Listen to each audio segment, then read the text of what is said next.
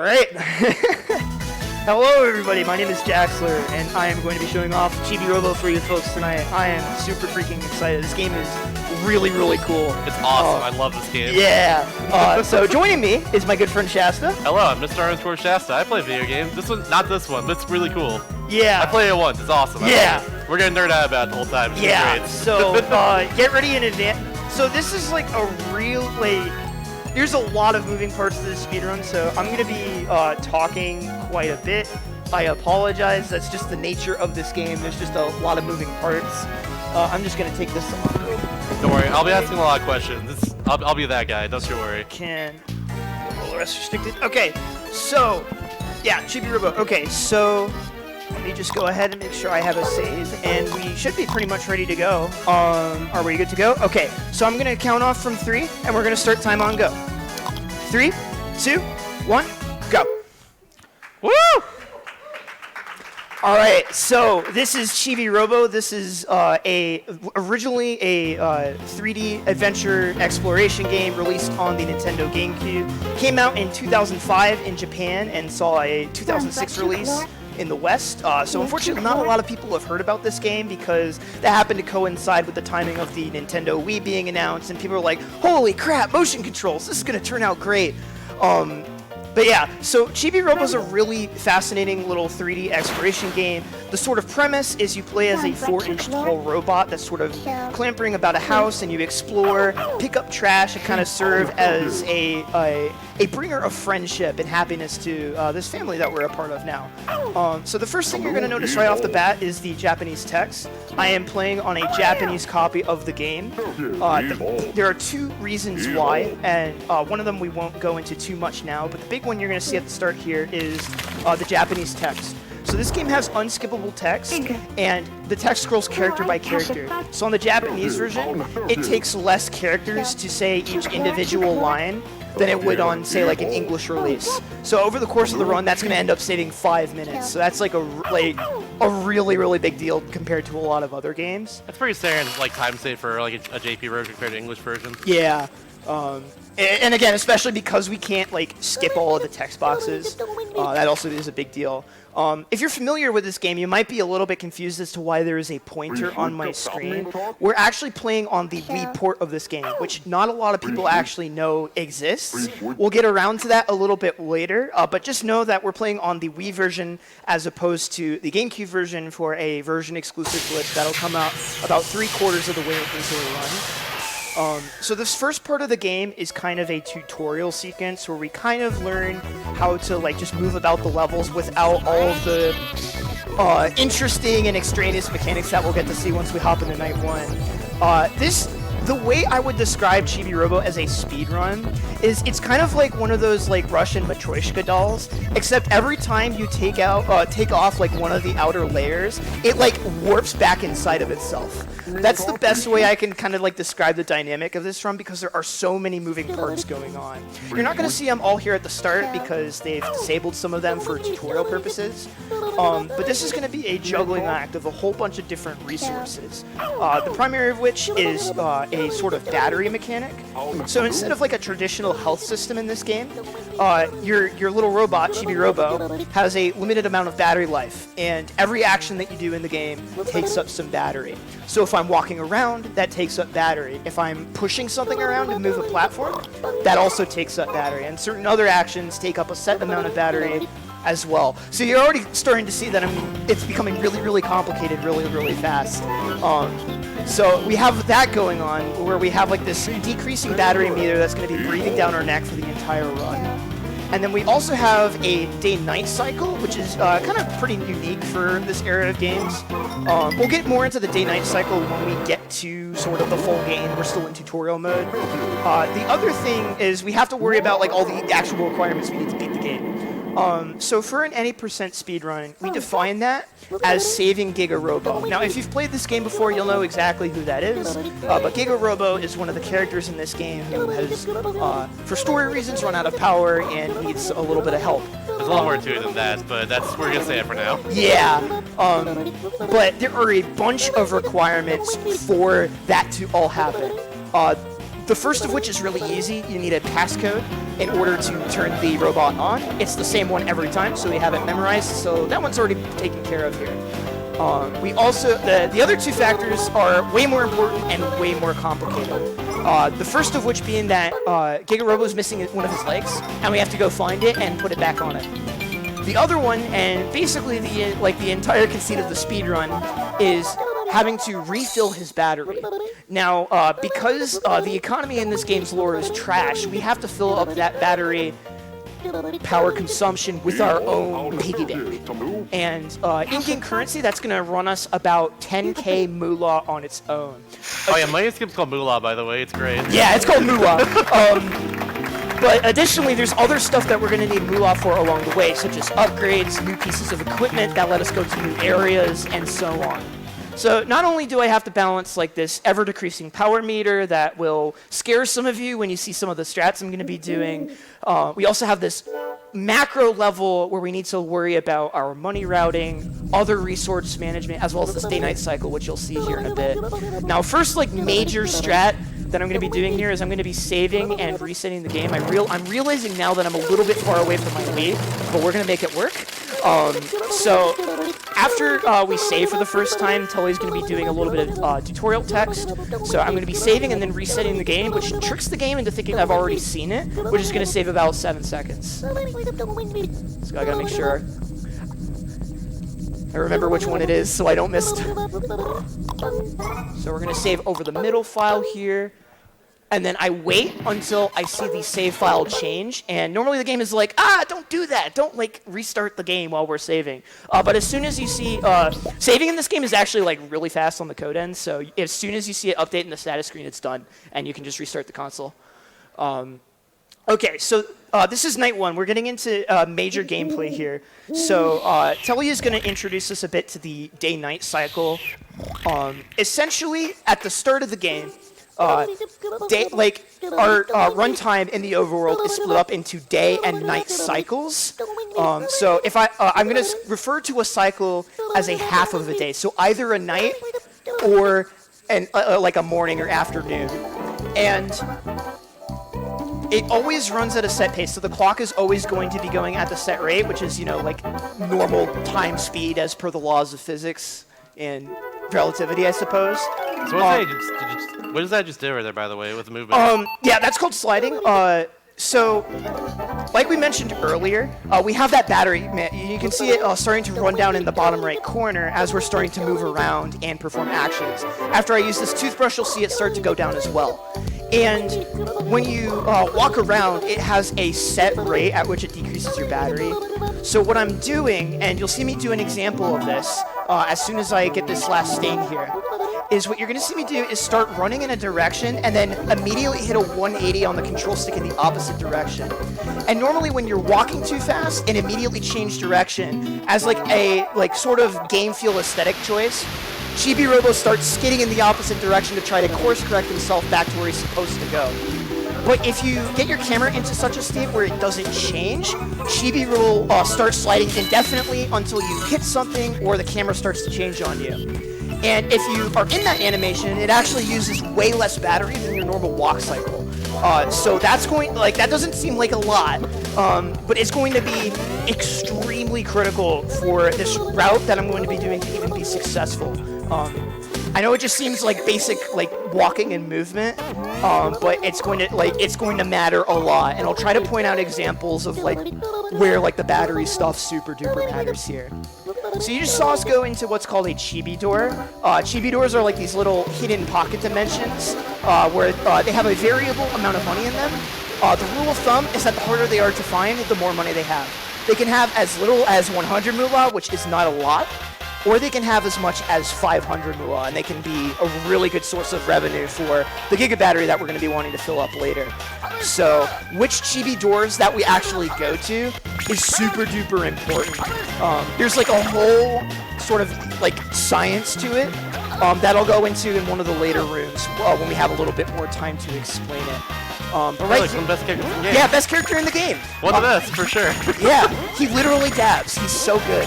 Yeah, shouts to Jake Redcross. Yeah, so this is another really good example of where the Japanese text starts to save a lot of time. These cutscenes, again, each character, it scrolls character by character. So when you have a lot of English characters, it's going at the same rate as it would in Japanese script with less characters. So like the cutscene time really starts to add up in some of these early segments.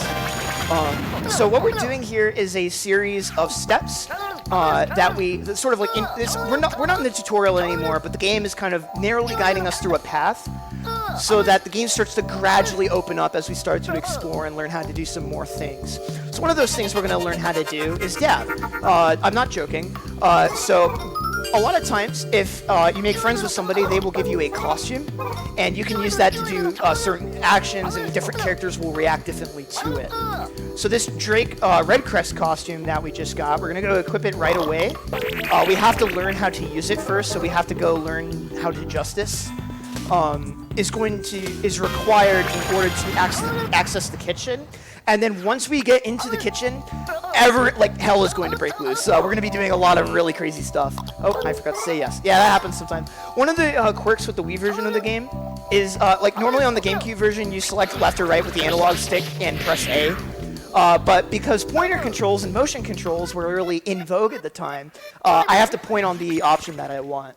So it can be like sometimes if I'm not paying attention, or if like my cursor is just slightly off, it will not work.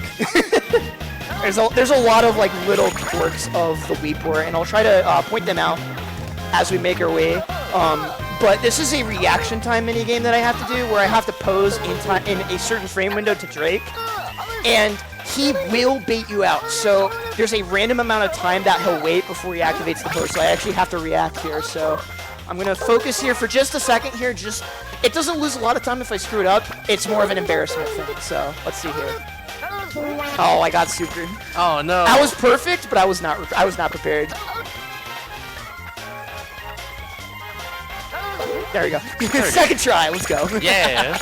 All right, so now we have successfully learned how to dab, which is going to allow us to interact with the character that's blocking the doorway over there. And then we're going to be making our way out here. So let's go ahead and nerd out for a second and just say this game is some of my favorite sound design in general. Yeah. In any game. Like, I noticed earlier how he was like wiping out the stuff on the ground and had like a guitar sound effect. Yeah, the guitar groove. Like every time you like run on a different surface, it has a different like fun sound effect playing for each one. Yeah. Like it's all super charming and everything. It's great. I love this game. If you're interested, I believe 8-Bit Music Theory did a really great video on some of the sound design in this game. Oh. Like I believe, like for example, like when Chibi-Robo walks around, his steps are picked from a selection of 5 notes from the pentatonic scale of whatever track is playing in the background, so that it always lines up and doesn't clash. It's so good. It's really, really smart. So as we're in this cutscene here, I'd like to point out that I actually took off the Drake Redcrest costume, even though I'm going to need it literally right after this cutscene. And it's because if I am wearing the costume during this first cutscene, Sophie here, who is this Chew Toy character, for lack of a better term, she will have an extra line of dialogue. That matters a little bit less on the Japanese version because of the shorter text times, but it's forced habit, so, and it saves like frames, so I might as well. But as we get through here, I think you will pay attention here when Sophie brings her diary back out, because Telly will clip through it. It took me forever to notice that for the first time, but you'll see Telly clip through it right here. Oh no. Wait for it. It doesn't look bad, but you would never notice it if I didn't tell you. Wait for it. After this next 2 lines. Laser beam on the screen right now. Boom. Yeah, what the heck? Right there! Why does it do that? I don't know, and it's like that on all versions of the game. That's so weird. Alright, so I didn't really talk about it, but the battery management up until this point, all the sliding I was doing is very important, because every time you do a pose with one of your costumes, it costs a set battery amount. And the game won't actually even let you pose if you don't have at least 35 watts of battery in your reserve, because the game doesn't want the player to accidentally game over, which that is very nice. But it's very critical that I manage my battery so that I can fit in this cheating door that I'm going to next. Generally speaking, I'm trying to fit as many tasks in as possible between recharges. So every time you run low on battery, you have to go plug into a wall outlet with the plug I'm carrying on my head. But we've carefully routed out every time we use battery in some kind. So for example, when I open that Chibi-Robo, that Chibi door, it always takes exactly 10 watts. So I have like about 8.5 by the time that I get to this plug. And I know exactly where I'm going to be at when I get to the plug. So that allows us to squeeze in a lot of tasks at the same time. And it becomes kind of interesting from a speedrunning perspective because it becomes less about like movement speed and more about crunching and optimization and all these tasks we're putting together. All right, so like I said, kitchen is where we start to break things. So we're going to do exactly that. So there's this door that is going to be closed here, but I do not care about the laws of physics, so I'm just going to clip through it. So that's a big skip, by the way. Oh, yeah, this is a massive skip. So normally what's supposed to happen is you're supposed to wait until it becomes daytime next. So you can get a new piece of equipment called the mug in the kitchen, which allows you to cross through this room called the foyer, which is what we're in right now. But if you clip through the wall from the kitchen, it just lets you skip straight to the end of it, and you don't get bullied by all the free rangers here. This saves an inordinate amount of time. I don't even want to go into it. But there have been a lot of different ways that we've been able to avoid the free rangers over the years. I'll see if I can find some time to point out some of the more interesting ones. But we have a bit of a scary skip coming up here as I head into the basement. I'm gonna need a little bit of quiet time here for a second because this is precise and I need to make sure I hit this. You got this. Yeah, so this is called basement hover or stair skip, depending on what part of the country you're in. Let's see if I hit it.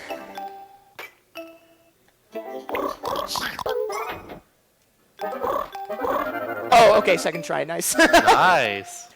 Cool, okay, we got it. So, what I did there is I equipped the Chibi-Copter, which allows me to hover mid-air for a bit before falling down, and then I clipped through the wall there. Now, normally, these sort of rafter areas are only accessible when you have the Chibi Blaster, which requires 1,110 moolah to be precise. We are going to be picking up at that later, but it's really slow to have to get the money to buy the Chibi Blaster and then make our way up here. So in addition to this just by default saving 3 minutes, it also opens up a lot more route flexibility. And then right here, we have the charger, which is something that we need in order to fill up the Giga battery. Now, it's very important that we pick this up now. I will go into why it is very important that we pick this up now in a little bit, but it's going to cause some interesting things to happen. Let's just put it that way. There's Chibi-Robo right there as well. Yeah. Which, for lack of better terms, is our objective throughout the run. Yeah, so we're gonna be coming back through here frequently, but we grab a Chibi door. Hold on a second. Good, nice. Nice. I'm gonna take. Okay, cool. So two things happened right there. At the back end, if you land in that cutscene, you don't take any fall damage, which is really nice. So this game has really brutal fall damage. If you fall from like even a medium-sized height, it will probably kill you. So I fall into the cutscene there to avoid some damage. Additionally, there was something I did there called a plug drop. And I'll show you a couple more examples of those in later cycles because they become way more important there. This song. Oh, this song is so good. Yeah, so this is a big story moment. Like we said, you should really go play this game. Yeah. One of the like sometimes it kind of stinks not having the English text so we can like explain like the story that's going on. I would say a little bit though. One of my favorite things in general about this game is the fact that like Chibi-Robo's entire existence is based around making the people around him happy, and that's that's what all the tasks are about in general in the game. That's what like the entire plot is really about. Is that Chibi-Robo wants to make everyone happy. And in this case, what the best way to do so is reviving Giga-Robo. Yeah. So this is going to go into a unskippable cutscene where it's going to do kind of a slideshow demonstration of some of the games past. Now would be a pretty good time if you folks had anything you wanted to read backstage. So. It's very sad, by the way. I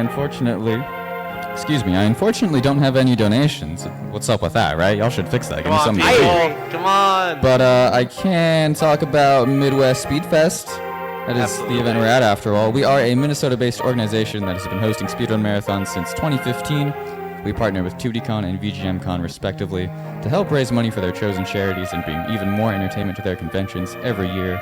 We also host an online event each year, and so far we have raised over $40,000 for various charities. And we hope to see that number grow exponentially with all of your support. Should I keep going? Oh, the music. I can take it over from here, but the music. Man. Cool. This. Man. Yeah. Man. Like I said, check out that 8-Bit Music Theory video on YouTube. It's a terrible day for Rain. Yeah. What a terrible day to have emotions. Yeah. So in this, we have to sit through this cutscene so that we give like a little bit of juice to Giga-Robo so that the battery falls out of his compartment so that we can pick it up for later. So it's, like I mentioned earlier, it's really critical that we have the Giga Charger and the Giga Battery by this point because of the way that story events are set up. Now, it's a little bit complicated. I don't want to completely overwhelm you, which I'm sure I probably already have at this point.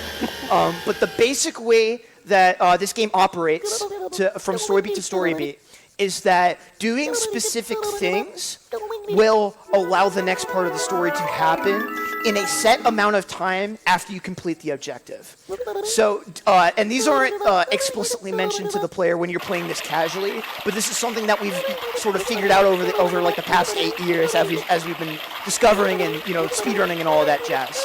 So the first major story milestone involves these enemies called Spiders, and these Spiders will spawn into the game a full day and night after you return the Giga Charger and Giga Battery to the Chibi house. So that's the place where we basically started off the run.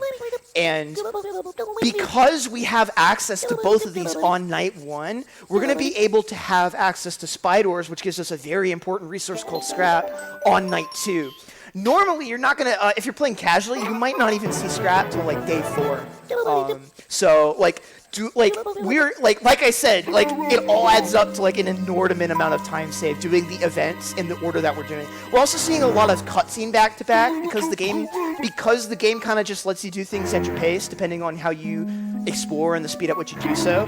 All these cutscenes are just kind of playing back to back, all the story back to back. So you might not necessarily see this until like 5 hours into your okay, maybe not 5 hours, but a good amount of time. A good amount of time into your casual playthrough. It's pretty interesting. This is Plankbeard. He talks really slow.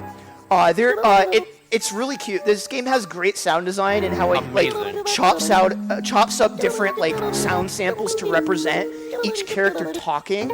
But for Plankbeard, I don't know where this came from for me, but there's one specific voice line from Plankbeard that sounds like he's saying the railroad. I'm gonna try to point it out. Let's see.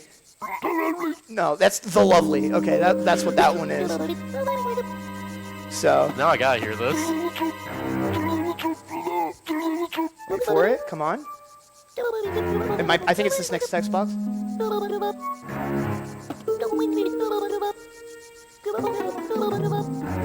No, it's the next text box. I don't remember my own speed game, but I'm so invested in this bit that I'm gonna wait until I hear it. I'm waiting too. Come on. Below. Yeah, it's gonna be after this one in a couple. I think there was a railroad in there, but I forgot when it was, and I talked over it. It's all good. Come on. Do it. Dang it, come on.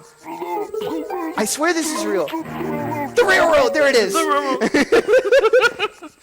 Walked a mile for that. But it was worth it. Now you can't unhear it. You gotta keep yourself entertained through your cutscenes. Exactly. Alright, so while we're listening to... is that one? Yeah. Yeah, it's that one. Yeah. You can't unhear it once I tell you it. Yeah, I don't know who pointed it out to me, but it's really funny. That's so good. Personally. Alright, so now that we're seeing all of this cutscene, so the game is this is a really non-typical speed game, and in a typical speed run, you move faster, which means you get to from point A to point B faster, but it doesn't really work like that in this game. So like I mentioned, we have this day-night cycle that we're running against, and so we have this day-night cycle that we're running against. And that's going to be running regardless of specific activities. So as long as we get everything we need to done at some point in the cycle, we have a bunch of extra free time where we're just waiting for the clock to run down so we can get to the next cycle, to the next story beat, and so on. So the way that we go about saving time in a speed run is obviously through routing, which is like I said, a giant Matryoshka doll that's bends the universe. More cutscene here, but essentially, certain parts of the game will stop the in-game timer. So cutscenes are a good example. The time freezes when you're in a cutscene, and in other specific instances when you're performing specific actions. One of the biggest areas where the timer stops is whenever you open a chibi door. Now, if you remember what I said earlier, chibi doors are going to be one of our primary sources of money throughout the route. And so, when I talk about which chibi doors that we choose, what we're trying to do is get chibi doors with high amounts of money and avoid ones with low amounts of money, because each chibi door takes the same amount of time off the in-game clock. So if we take all of the biggest doors, then that way we have to visit less chibi doors in total, which means that we pause the in-game timer for the least amount of time, which means we save time, long story short. So we have a very carefully planned out door route. I have a set plan for basically every cycle down to a science, and backup strats to boot. There's a lot of, like I said, there's a lot of stuff that goes into planning it, and there's going to be some stuff that you'll see me do throughout the run that's some more safety stuff. Like, for example, the first 2 doors that I got, in theory, you could skip those 2 doors by doing some other money type routing. But for safety reasons, I chose to bite the bullet and take the approximately 18 seconds per door for some extra added padding onto the in-game timer to make it more consistent for a marathon showing, if that makes sense. So as we're making our way back to deliver the Giga Charger and the Giga Battery, you're going to see me do something a little weird here. You're going to see me do another one of those wall clips into this wall right here, and it's for a bit of a strange reason. I gotta turn my camera. There we go. Nice. So you're going to see me walk into the wall, and I'm going to grab 100 moolah for some reason out of basically thin air. In the middle of the wall? Yeah. Yeah. All right. So what that is it's a freestanding floating 100 moolah coin that the devs left out of bounds. We're not sure why it's there. We don't know if it was a mistake, or not like a mistake, but it was just kind of left there, or if it was used in testing protocols or something like that. But it refreshes and reappears every time we reload the room. And when you go to pick that up, the in-game timer is still running, which means that, we're moving through the game's pace faster. So that you're going to be seeing me grab that coin a lot. It's going to seem really weird. It's going to seem like I'm going out of my way a couple of times. But that out-of-bounds 100 moolah coin saves, I think, at least a minute for just existing. It's really weird. That's pretty neat. So the whole conceit for the money routing of this first cycle is to have above 1,110 moolah so that we have access to the Chibi Blaster. The Chibi Blaster we need eventually. We're going to be picking it up at the start of the next cycle. But buying the Chibi Blaster will unlock the charge chip, which we're going to need by night 2, which will allow us to unlock some extra moolah options when we get to that cycle. So it all kind of just fits together. You're just going to have to trust me on it. It's really, really complicated. But yeah, like I said, this cutscene, seeing this cutscene is what the game uses as a flag to determine when the next story beat will happen. So in another day and during the next night will be our next major story beat where more important stuff is going to happen. So you might be thinking, oh, well, we got to wait around forever. There won't be a lot of downtime. I'm just going to put it that way. And even right now, we have some extra time, and I still have 15 battery to go. So we're going to get some extra money.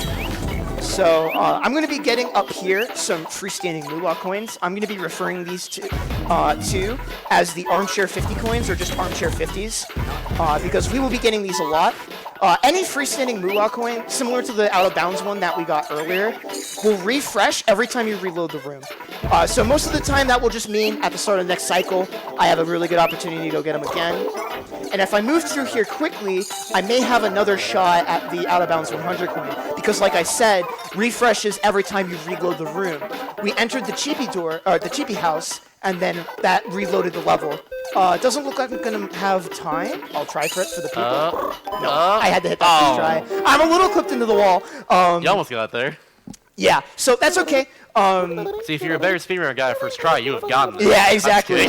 So that's like one of those. So like it's kind of interesting, right? Because of the in-game timer, as long as I get the tricks that I need to get within the cycle, I've won, right? But if you do better earlier on in the cycle, it gives you more opportunities to get more moolah, which can allow you to make interesting routing decisions down the line, which lets you save more time. Again, it's a giant Matryoshka doll where the different parts of the doll recycle back into itself. It's a mess. You do not want to see what our spreadsheets look like when we're making new routes. It's really bad. But all you need to know for right now is I'm going to be buying the Chibi Blaster. I know where all the, even though it's in Japanese, I know where everything is because I've been playing this game since I was at least 4 or 5. So we've like literally like you could ask me like which like thing in the selection it was, and I could probably tell you just based on the moolah count. I have a problem. The problem is you like video games a lot. So Yeah. That's a good problem to have. So I'm going to make a minor, well, not really minor, but I'm going to make a loud sound warning. There are going to be some loud sounds coming up in about 10 seconds here. And that has to do with the Chibi Blaster we just acquired. So I'm going to point towards the Chibi house, and we're mashing it. Oh, I flicked the stick. Gosh, I went back inside. No, shame. It's all good. That just cost me like 10 seconds. It's a shame thing. It's actually on purpose. We're just that good. Yeah, this is RNG manipulation. Yeah, exactly. We're good. And we need to see this cutscene anyway, so this isn't a really big deal. That's the chart. That's the cutscene where they tell us that we unlocked the ability to purchase the charge shit. So I'm gonna make sure that I don't accidentally. Want me to hold nunchuck for you? Yeah. No. Nah. That's probably a bad idea. Probably. Oh my gosh. Oh, I have my pointer. Yeah, that's probably why. Okay. Yeah, so pointer controls suck. We'll get into that a bit more later. But I'm going to intentionally death abuse here. Now, but this is done intentionally, and the reason why is it unlocks a new costume for us for free. So the first time that we die unintentionally, or rather in a non-scripted fashion, it will put us back in the Chibi house in a costume referred to. Totally does this. Yeah, he does this every time. It puts us in bandages, and this is what's called the trauma suit. That is what it is called in the English localization. And I'm gonna wear it for the rest of the cycle because it ends up being slow. But normally this is a costume that requires about 1,500 moolah in the Chibi store in order to unlock. But if you die, you get it for free. Although when you die, you lose a fifth of however much moolah that you have. So the way that we route the first night is that we get the bare minimum amount of money possible from fixed time stops like the Chibi doors. Also, you gotta say, Trauma Suit is such a loaded name. It is a very loaded name, but it will be very, very useful for later. Okay, so this cycle is really, really hard. This is probably one of the hardest parts of the whole run, and that's because I'm trying. Because in this cycle we're waiting for the next story event in night 2. We're currently in day 2. I have a lot to get done because I basically have a whole 5 minutes to try to get as much money as I can. So I'm going to start with the out of bounds 100 coin, and this is again going to have to require me to clip through walls. I'll get in. I swear I will explain the wall clipping. That was a good one right there. Nice. I need to hit these quickly so that I have enough time to do everything within the constraints of the time limit. That was good. Okay, that makes me feel a lot better because because I have to account how quickly I mash with the Chibi Blaster into my time estimations with this cycle, so that's good. Again, you're going to see me sliding all over the place. You're going to see me do this entire cycle on 2 battery charges. So this one that we started the cycle with, I'm going to use up almost all the way, recharge once, and then end the cycle with what I have left. And that's going to sound really, really scary, but trust me, it's going to look really, really impressive, especially if you played this game before. We're going to be going to some places that you're really not supposed to be yet. The game uses your battery as sort of a progression limit, and you unlock higher levels of battery capacity after doing things to make the family happy, such as cleaning up trash. But unfortunately, happiness is really, really slow for a speedrun. So we're going to be skipping all of the happiness and instead using all of these power consumption techniques to avoid getting those battery upgrades. Because every time you get a battery upgrade, that's a cutscene, and cutscenes are slow. So we're gonna be avoiding that as much as possible. Also, what sense? We're just avoiding all the happy. Yeah, bits. no more fun of any kind. No fun allowed in this speedrun. I'm just kidding. I'm having a great time. Yeah. So this door right here that we're getting is really efficient. It gets us 400 and then a replenishable 50 coin along the way, so that's a pretty good time investment. Additionally, as I was climbing up the lamp, you saw me kind of like maneuver around like the electrical plug in a really strange way. If you fall, there's normally a tutorial cutscene that plays when you approach that lamp cord, but if you land on top of the lamp cord with a hover, nice. Got it. If you land on top of the lamp cord with your Chibi-Copter, the cutscene trigger is really short, so you just skip the cutscene. And again, cutscenes stall the in-game timer, which is bad. So I'm going to safety save here just in case this next part is really hard. So I'm going to safety save. It only loses me like a couple of seconds because we recharge here anyway. And this is the really hard part. So we're going to go into the backyard. Normally, the kind of expected battery requirement to even really be able to do some of the stuff I'm doing here is like, honestly, almost like 200 battery. I have 80 battery for reference. So I'm going to clip through those glass panes. Normally, you have to watch a cutscene and break open a hole, which takes a longer route to do, and it's another cutscene. But there's a loading trigger that's used for a different part of the game that you can is always active, and if you just click right through, no big deal. Now, what we're going to do here is we're going to climb up this tree, and we're going to grab 3 chibi doors with our remaining battery. And they're going to be worth 300 and then 2 500 doors, which combine for 1,300 moolah, which is a boatload. I know it doesn't sound like a lot, considering I said that we needed 10K, but trust me, this is a really big deal. So up here, we're normally supposed to have the charge chip upgrade to break this spider web in order to access the next area, which requires more money that we don't have yet. But with the power of wall clipping, all of my hopes and dreams are possible. So I just clip right through there. That one's probably the easiest clip in the run, but here's probably the hardest one in the run. Give me a second. That's good. Come on. Good. Not over yet. There we go. Hey, there we go. So I really haven't been able to go into explaining wall clips in depth, but the gist of it is that you always want to clip into a flat surface, and parts of that bird's nest are curved. So you have to line yourself up just right in order to be able to clip past that bird. Normally the bird requires a specific costume for you to be able to like understand bird speak, I guess. But I can clip through birds, which is faster than making friends with birds. So we're going to sidle along this ledge here, and with our remaining time on the clock, it's going to look really close with both battery and time. Don't worry about it, we've got plenty of time. So you're going to see me do more of these slides to conserve my battery. Get this motion controls, please. Thank you. Nice. So it's important to note that the time stop for a chibi door occurs as soon as you plug into the door. So as soon as you start to like interface with it, that's when time stops. So right here, I pull out the Chibi-Copter, 2, 3, 4, 5, and then I let go. For whatever reason, if you let go of that ledge with the Chibi-Copter, it doesn't use battery at all. It's oh my gosh. There's a backup for that if that happened. But we're good. This is probably the most well-hidden chibi door in the backyard, and it rewards us with a hefty 500 moolah. And we're done with cycle 2. We're good. And plug drop for swag. I'd love to see it. Yeah, so while we're waiting on the in-game timer to run out, we're going to be going into a bit more cutscene after this. I'll try to explain wall clipping in the abstract. So wall clipping makes use of that sliding animation that we've been using to conserve battery power over the course of the run. During the animation, Chibi-Robo's model physically changes because he's in a sort of crouching squat position. And so what I'm doing is I'm sliding into a wall and then buffering a forward input while I'm buffering a forward input by opening and closing the equipment menu. And what that does is while you're moving backwards, it snaps you into from the crouched over collision into the standing up collision within a frame.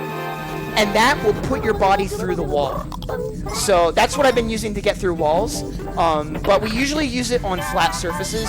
Doing it on a curved surface is basically impossible, so we just don't. There's not a lot of curved surfaces in this game, luckily, or any really that we would ever need to worry about. So that's good news for us. Additionally, we're going to be picking up the charge ship. That's going to be very important for this cycle. And so there's going to be some cutscene overlap that happens here. So if you have multiple story progress-related cutscenes stored up, they play in chronological order, but only one place when you load into the living room. So what I need to do in order to get the story to advance is I need to see this cutscene and then immediately march back into the Chibi house and then immediately march right back out, and then the cutscenes will be all back in order. Everything's pretty messed up right now because we're doing things way out of sequence. Also, the nighttime theme, the bass. So good. Oh, so good. Love it. You'll love to hear it. I do love to hear it. Yeah. So this is the Spiders cutscene. This is, like, again, you're not normally supposed to, like, see this story event for way later into the game. So the fact that we're, like, doing this, like, how far? We're, like, 40 minutes into the run. People probably don't get this to this point for, like, several hours. At least, I know, I didn't. Yeah. Also, exclusive to the Wii version, you can do this. It's really annoying, so I don't do it a lot to people. Make a good song next time. Yeah. There are a lot of really... So I mentioned earlier that we're playing on the Wii port of the game. And a lot of people, like, if you're even familiar with this game, you might even not know that this version exists. And that's fair, because it was actually not released in the United States. So what Nintendo did for a lot of GameCube games... Wii version exclusive yes or no prompt, by the way. Just thought you'd find that interesting. All right. I noticed it, so therefore I'm forcing you to notice it too. Thank you, I appreciate it. But yeah, sort of with the Wii port of this game, there were several classic GameCube games that were ported over to the Wii in the new Play Control brand. So Pikmin 1 and 2 are the greatest examples of those. I believe some of the Metroid Prime games were part of that as well. Yeah, they were. And Prime 2 and Prime 3, I think, in particular. Yeah. This game was also one of them, but it was the only one that was released in Japan, but not in the West. So weird. Very, very weird. I know, like, Prime 2 is called Prime 2 Dark Echoes here on the Wii version. Yeah. So these are the Spiders. They're going to provide us with a resource called Scrap, which is going to allow us to start to access more parts of the room. So what I'm going to do, this is our first instance of combat, where you're going to see how pretty bad the pointer controls are for shooting the Chibi Blaster. You're going to see a lot of shots miss. Unless I'm good? Gaming? Oh, gaming. Gamer, let's go. It doesn't really matter for time save, but it makes me feel better on the inside. So that's the most important thing. That's the most important thing. So whenever you defeat a Spidor, it rewards us with scrap. Now that spawn of Spidors is always programmed to give you 490 scrap exactly, and that's true across every version of the game. But now that we've done that ambush, Spidors will begin to spawn randomly within the game world. And so we're going to go into the kitchen to find our first batch. Now they can spawn in 3 different possible locations. We got the best one, so that's really, really lucky. And we got two 100s. So we're going to be sitting... So the Spidors can either drop 10, 50, or 100 scrap, and it's completely random. It's unmanipulable. There are ways to farm scrap, which we'll get into later if we're forced to do so. But getting two 100 pieces of scrap is really favorable luck so far. That's going to allow me to save a bunch of time later on in the next cycle. So we have to blast that sticker off so that we can pull the drawer out. It's kind of a weird thing. And we're going to climb up this way to grab 2 Chibi doors. This is pretty much all movement and little bits of micro adjustments that I'm doing throughout here to try to conserve extra bits of battery. So that little strut right there, that's like a little mini slide. I know it doesn't seem like a lot, but it's very important. Battery management, even like if you do everything and you know you're going to recharge, is super important. Because recharging speed in this game is dependent on how full your battery is. So think about it like you're filling up your automobile at the gas station. Filling up your car with gas is going to take less time if your car already has gas in it. But if you have like almost an empty tank, it's going to take a lot more time, right? The same concept applies to battery in this game. So even though I have a pretty reasonable window of usable battery, I optimally want to save as much as possible here so that I can speed up recharges later. So even though the sliding tech doesn't save time in movement speed, it saves time in recharge speed. It's a really roundabout way of saving time. By the way, hidden Chibi-Robo right there. Yeah, so those can be revealed with the charge chip, so that's why we picked that up. How do you say it normally, by the way? I forget. There's an upgrade you get called the Chibi-Radar, which we'll get later on. Okay. But you saw me do a technique there called a plug drop. I think I mentioned it a little bit in night 1, but essentially there's a very large window where you can pick up your plug while you're falling off the ledge. And if you do so, you cannot be damaged during the animation. So as long as the animation's going, by the time you hit the ground, you negate all fall damage, and it saves so much overworld movement speed as well as battery, because the Chibi helicopter drains a little bit of your battery as you float down. But because when you do a plug drop, you're stationary, you just instantly fall to the ground without using much battery at all. Right, so right here we're going to be looking for a bit more scrap. There's, again, 3 more positions where they can spawn. We got the back position, which is unfortunate, but it doesn't matter too much because we got very favorable spawns in the kitchen. So they're going to hopefully spawn... Oh, wow, we did not get... That's very rare. We're all seeing spawn, though. Did not get... so they probably spawned upstairs, which is very, very rare. Oh. But that's not a huge deal. Oh, no, I just completely missed them. Oh, I'm Dang. smart. So in addition to random, oh, am I alive? Yeah, we're live. Okay. Cool. So this is gonna look close. Don't worry about it. I have sliding at my disposal. Oh, that's actually pretty good. Ooh, am I gonna make this? I might have to back off. Oh, am I dead? That's really bad. We will see. I will take an early recharge if need be. Oh,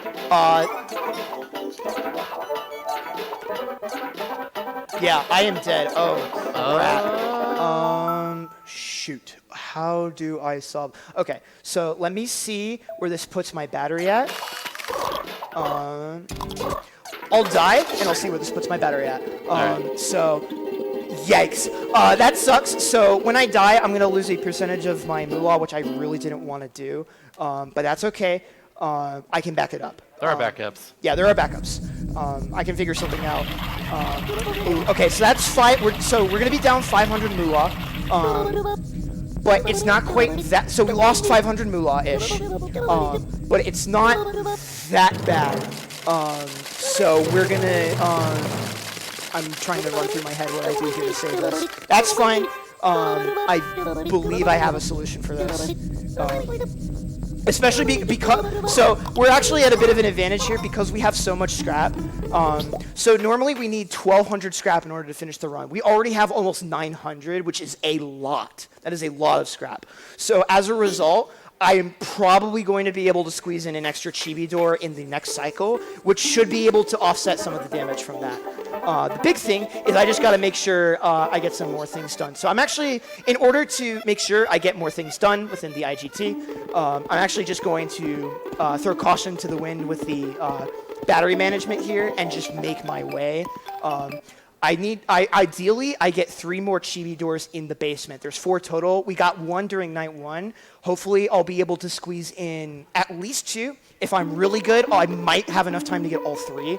If I don't, it's really easy to back up, so don't freak out if I miss it. Should you have gone the outbounds 100 there on the way over here? No, I won't have the IGT. Okay, that's fair. bad. That's an extra cutscene, I think. Hi, Jenny. Hi, Jenny. I forgot about this. Oh, okay. All right. Not as bad as I thought. That's fine. Yeah, so I apologize if I'm a little bit quiet here because I'm still trying to wrap my head around how I'm going to manage this. I can talk to you if you want me to. Well, let me think. Yeah, okay. So it's going to be pretty freaking close. There's a good chance I miss a door here, but again, it's we're going to be coming back here later on. once we have our critical mass of moolah.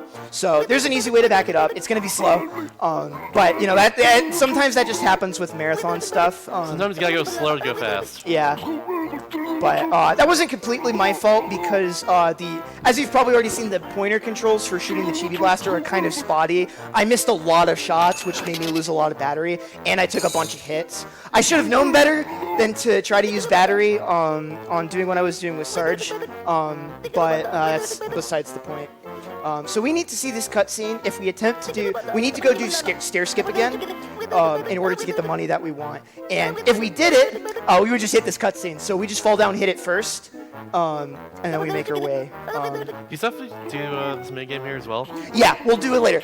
You'll get to see this character, both of these characters again, but you'll get to see Pico is the one with their eyes closed right now. You're gonna get to see Pico a bit later. Yeah, their whole it's like a fortune teller sort of thing. It's like, which eye will I open first? Whoa. Whoa. Yeah, we'll go into a bit more detail about that when the time comes. Yeah. The railroad. Yes, we got a railroad. The railroad. Drum roll. Which one is it? Predictions. Ah. But yeah. Oh my God. Come on, hurry up. Sometimes this cutscene will just randomly play shorter. So while we're here, like I mentioned, we play on the Wii version, and mostly that's because of a version exclusive. The railroad. And the railroad. That's another reason. No, that's on the English version That's on English as well. Yeah. But there are a lot of little random things that cause the Wii version to save time over GameCube discs as well. Besides that really big skip that I've been alluding to, that I really don't want to spoil because it's pretty cool. Shasta actually hasn't seen it yet because I have not seen it yet. I have not watched this run on the Wii. I've only seen the game. Yeah, it's really weird. Like every possible release of the game has its own separate leaderboard category because all the versions are just so that wildly different. But there's other little quirks about the Wii port. Yeah, that was weird. That cause it to save time. Certain cutscenes, pause screens play faster. I'll try to point some of those out later. But I gotta go for stair skip again here. Again, I'm probably gonna end up missing a door here. That's fine if that happens. It's just going to cause some changes to the schedule a bit later for the speedrun. Okay, I got that second try. That's really helpful. Nice. As long as I hit at least one other door, I'll be happy here. At this point in the game, we really don't need moolah for upgrades until it's time to go redeem a lot of the money for a really big thing later on. I probably should have grabbed the other two doors, but this is fine. Grab this door here, and we'll see if I can't squeeze one in. I probably don't have the time. But I played my best. Sometimes this game can really blow up in your face when you make a very, seemingly minor mistake. But again, I have plans to address all of it, so it's going to be a bit more interesting than you would see in a more cut and dry world record attempt, because I would have definitely reset by now if this were a world record attempt, but marathons, baby. Yeah, okay, so I am not going to have time to even get the door, so I'm just going to wait here and avoid menuing. Menuing also causes you to pause the in-game timer, so if you can avoid necessary menus, that's nice. So we'll be getting those two doors on the way back into the basement in a later cycle. So that's really not that big of a deal. So don't worry too much about it. It's going to look like we have way less moolah than we really should right now, but I have plans to address it, like I said. This run's comfy. It is very comfy. Honestly. It can be very stressful, but it can also be very comfy. Yeah, I'm a Yagala over here. Sorry. Yeah, it's all good. I'll just briefly mention real quick, we got the scraps so that we can build these things called utilibots. They allow us to access more parts of the game world, such as ladders to go higher, bridges to go across things, and warps that will allow us to fast travel in certain rooms. We want to make sure that we have 1,200 scrap by the time that we're done with this cycle, collected over the course of the run, so that we can buy the warp and the foyer, which will allow us to go up and down the stairs pretty much instantly. But we only need 310 more scrap, so I'm not really stressed about the mistakes that I made, because there's a lot of ways that I can back this up. There's a lot of leeway that I've given myself here by playing well earlier on. It's really kind of an interesting way, the way that previous like plays or decisions can impact the way that you handle or route other parts of the cycle. So we grab 2 there, and then this cycle is going to we have our next key story objective triggers the next at night when we enter the bedroom, and we have to open a passageway to the bedroom in the daylight cycle, and you can't get into the bedroom at night until you've done that in the daylight cycle. So that's what our next major objectives is going to be, and we're going to be doing some more money grabbing, more scrap stuff along the way as well. But this is one of the best cutscenes in the game.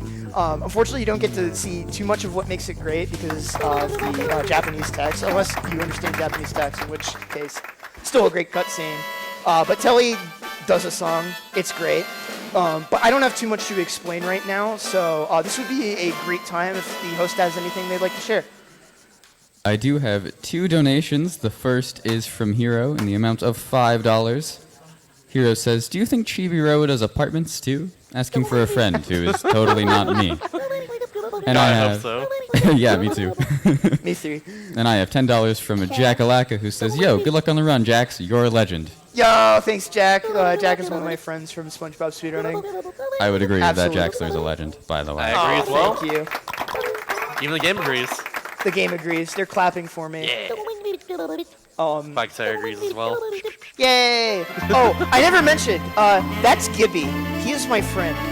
My friend as well. He's everybody's friend. Honestly. Everyone loves Gibby. Gibby! Oh, but this saxophone solo. Oh. Oh.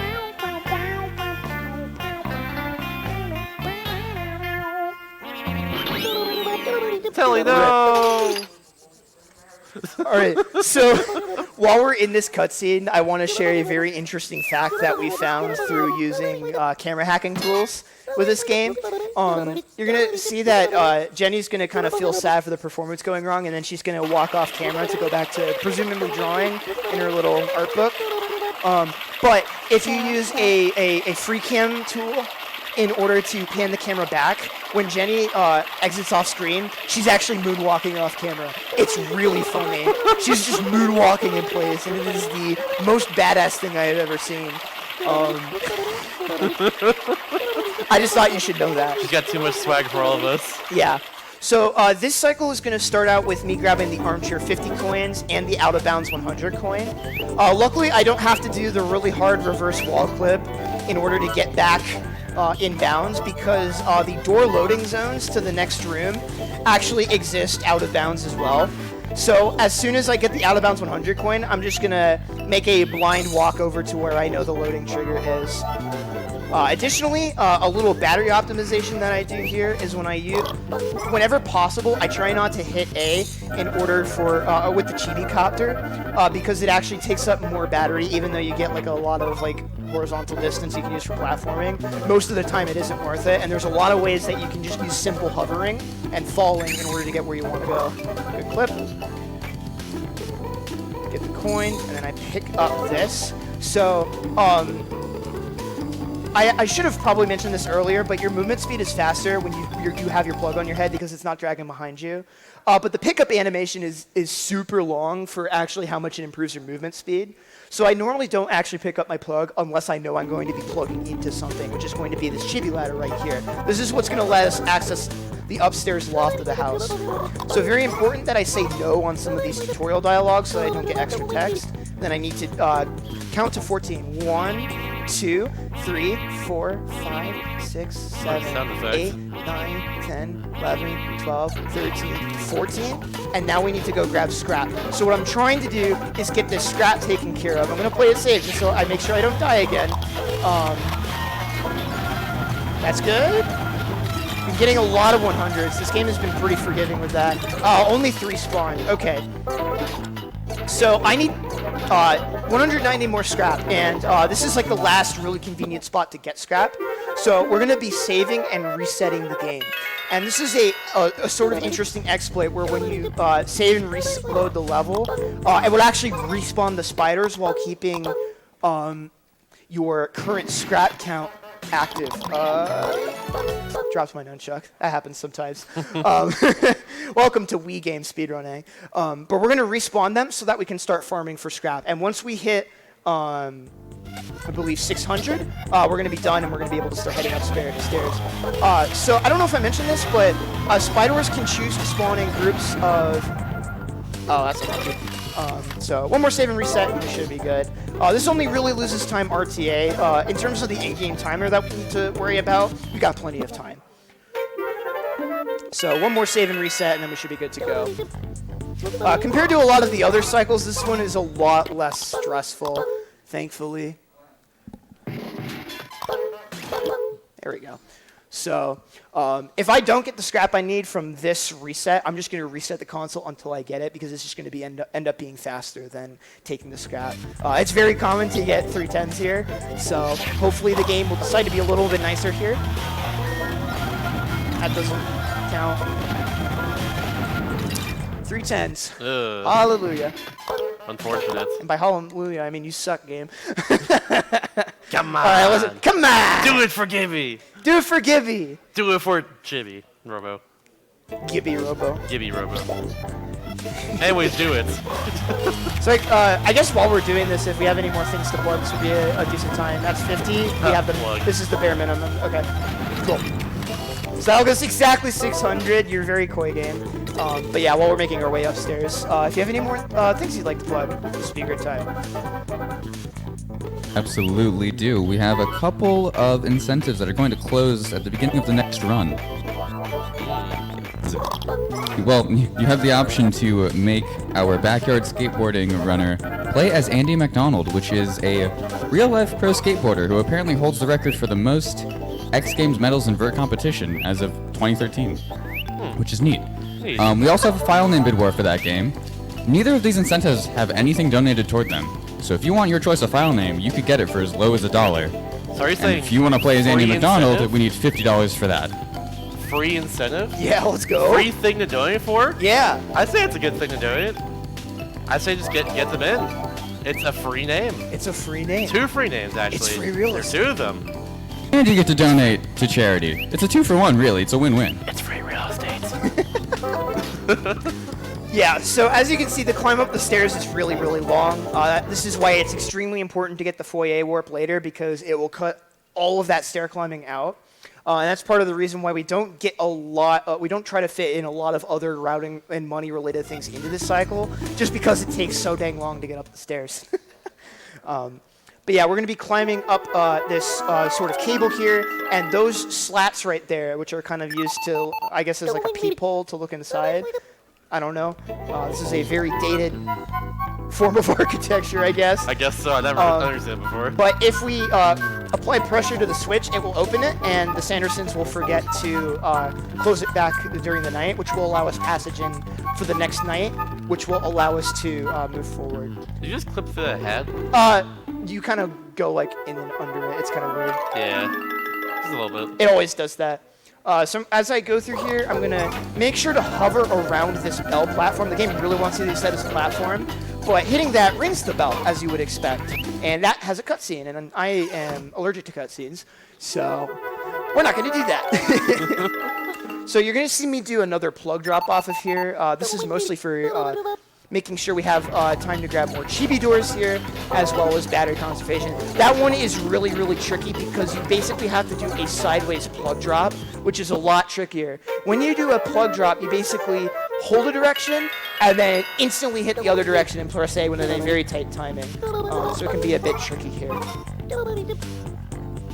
Oh, I didn't want to do that. That's okay. So we're going to be going into more cutscene territory here. We have a frog. He's Froggy. Froggy. Where's Froggy? Where's Froggy? It's right there. Why were you saying that? There he is. There he is. There he is. What will he do? It's crazy. So yeah, this frog is Frog frog? Probably. he's more of a salamander. Yeah, you're right, actually. He's more of a friend shape. He's definitely shaped like a friend. So it's very important that I say yes here. This skips like 4 extra lines of dialogue. I'm not even joking. So this is like all part of like some side quest content. So normally we could ignore something like this. But the problem is that the cutscene trigger for it is massive. It goes even super far out of bounds. Even if I wanted to clip like around it, it would take like a whole like 15 seconds just to walk around it, let alone the clip. It's very big. There's a lot of side quests in this game. They're Yeah. all very They're good. all very, very good. Oh my goodness, they're all very Yeah, good. so we kind of only scratched the surface of some of the content that's available in this game. Like, Jax was speeding through this, but there's a lot to do in this game. There's a lot to explore in general. Yeah, there's a bunch of chibi doors to find. There's All the frog rings as all well. the frog rings, all of the stickers, which are basically the achievements of this game. Really cool strat. You're gonna see me just clip through this wall right here, and it lets me go straight through instead of having to platform around, and that saves me a ton of battery, which is gonna allow me to grab 2 chibi doors here. And then this is going to be another invisible chibi door. I don't think we really explained this earlier, but there are several invisible chibi doors that are normally hidden until you use what's called the chibi radar to locate them within the game environment. But if you know where they are, you can just access them. And they usually have a lot of money because they're supposed to be found later into the game. So I do a plug drop right there, and then there is a 300 moolah door right here. And if I have enough battery, I think I can try to squeeze in an extra one. If I don't have time, that's not a huge deal. I probably don't. Let's go for it for swag. I believe. I have a different door that I'll back this up with in the next cycle, which normally in Night 3 you really want to completely avoid. Oh, that's a 100 coin. That's... Oh. I don't even care if I don't get the door anymore. 2? 10 coin? Oh, Oh, that's yeah. a 10 coin. I thought the sound was different. Never mind. Come on. Uh, That's not going to make it. yeah, barely not. Nope. Unfortunate. I tried. Unfortunate. I have another backup door. That one's worth only 300, and I have a really easy replacement 300 door, so there's not much to worry about there. So Night 3 is really interesting compared to some of the stuff you've seen already, because we've been worrying about this overhead day-night cycle throughout the whole game. This next story event to progress into the next phase of the game requires us to talk to Mom at night and find a toy receipt that the dad of the family is hiding. And normally, the game doesn't expect you to get that all done in one night. But it turns out, well, with the way the game is programmed, if you get the toy receipt and return it to her in the same night, or during the nighttime, which usually is the same night, as a result, the cycle will instantly end, regardless of how much time you have left on the in-game timer. So as you can imagine, with a 5-minute long timer, and usually you finish that part of the quest 2.5 minutes through, very, very, very fast. So this is going to be kind of like one of the more rare instances where a literal physical movement is going to be very critical for time save in this section. So now we're buying the Fourier Warp. That's like the main reason why we buy it is, again, this cycle ends as soon as you can complete it, and that's going to greatly speed up our access to the master bedroom. We're going to be making 2 trips up there this cycle.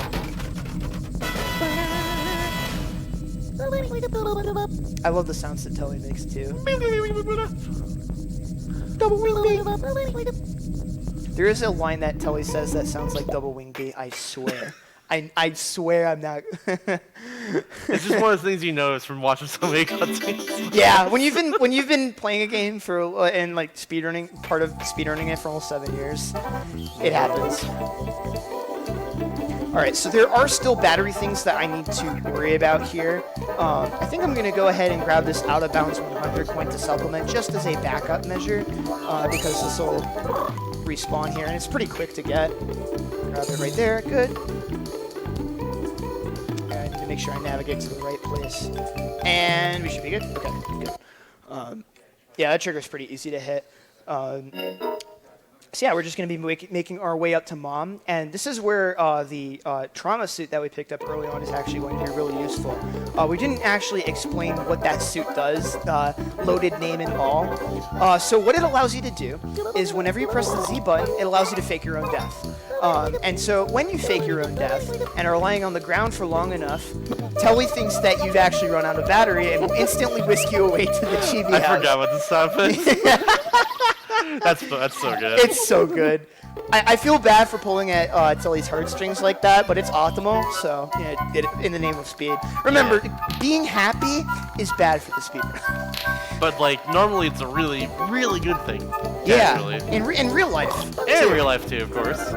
This game just makes you feel happy. It really does. Except it makes you feel sad. Yeah. Chibi-Robo. Yeah.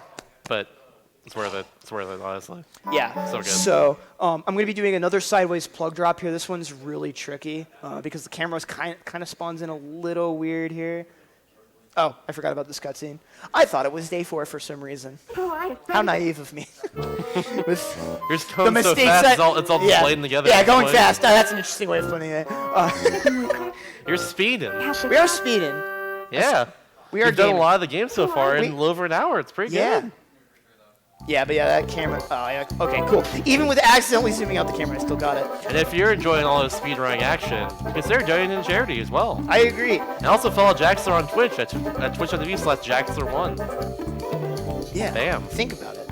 Think about All it. right. So this is very. I gotta plug some stuff. So this is the one time where we're gonna intentionally make somebody happy. So she's going to give us some 50 happy points and a little bit of moolah. We're mostly interested in the money, as per is the way of human nature. But the happiness points will matter a bit because that will allow us to cross a threshold into a new battery upgrade, which is going to become important for day 4 because day 4 requires the extra 20 watts of power that we're going to need. Oh no.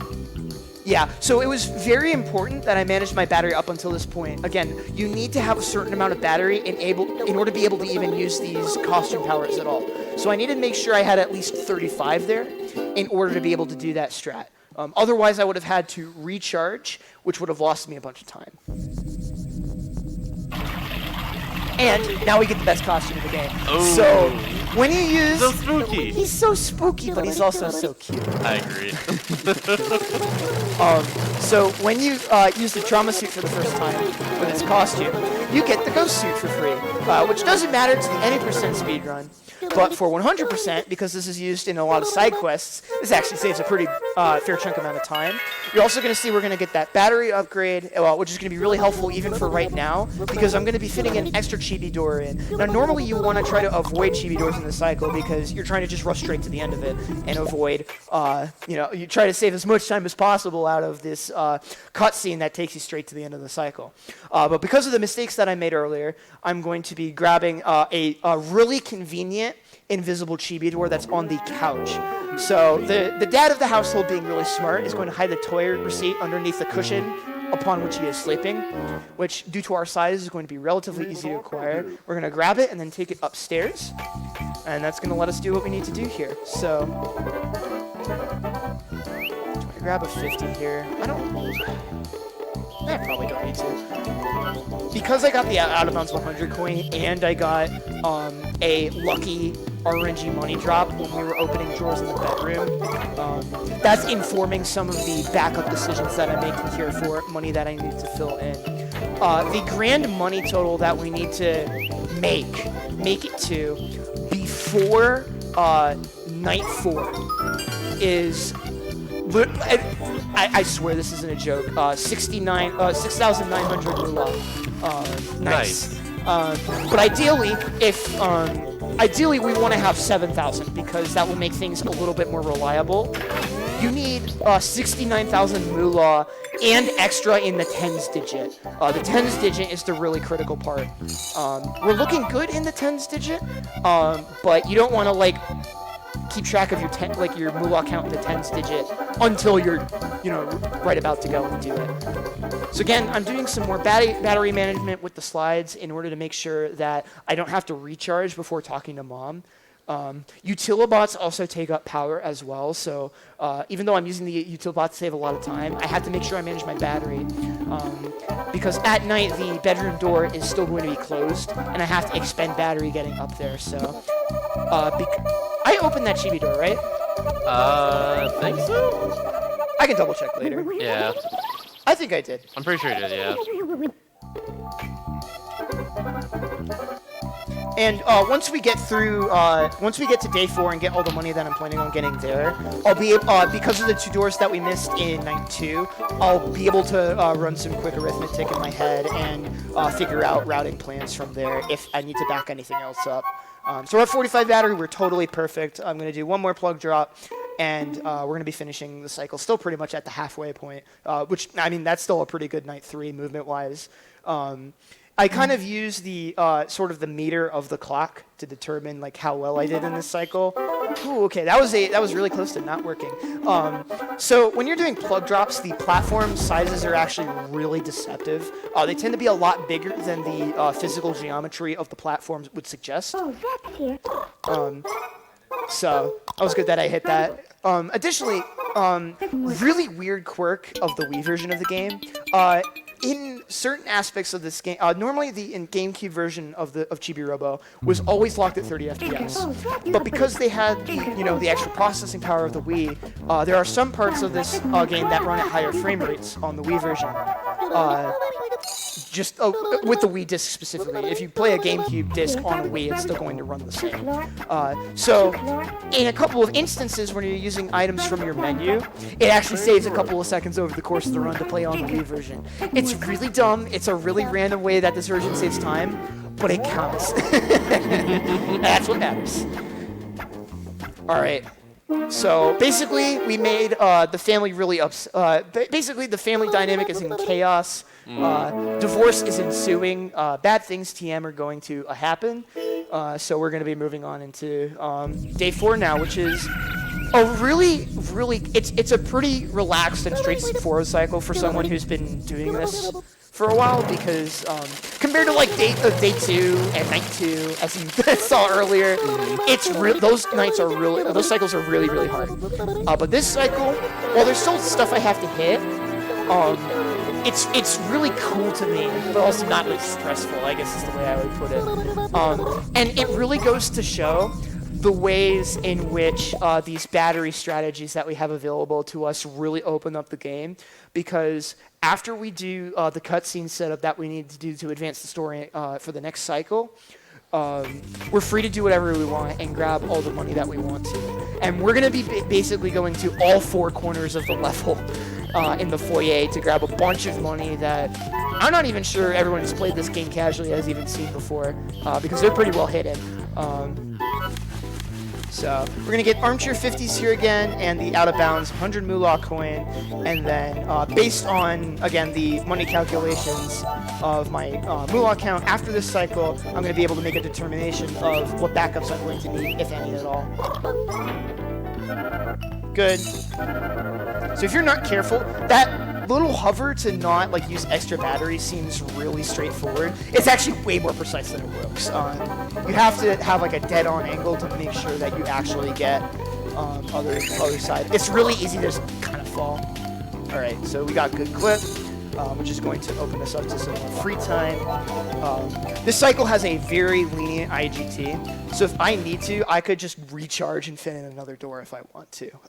I don't really see that being necessary, so we're probably, based on some rough estimations of my Moolah account from what I'm looking at right now, it looks like we're not really, I've already kind of paved the way for the backup stuff, so it doesn't really look like I'm going to need to adjust in that sense.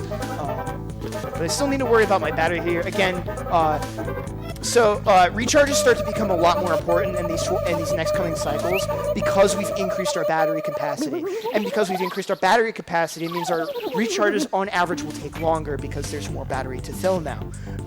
So as a result, battery management is more important than ever when it comes to battery in between recharges and such. So even though I have plenty of battery, I'm still really trying to optimize my movement here to save time in that really roundabout way that we've been kind of talking about the entire run.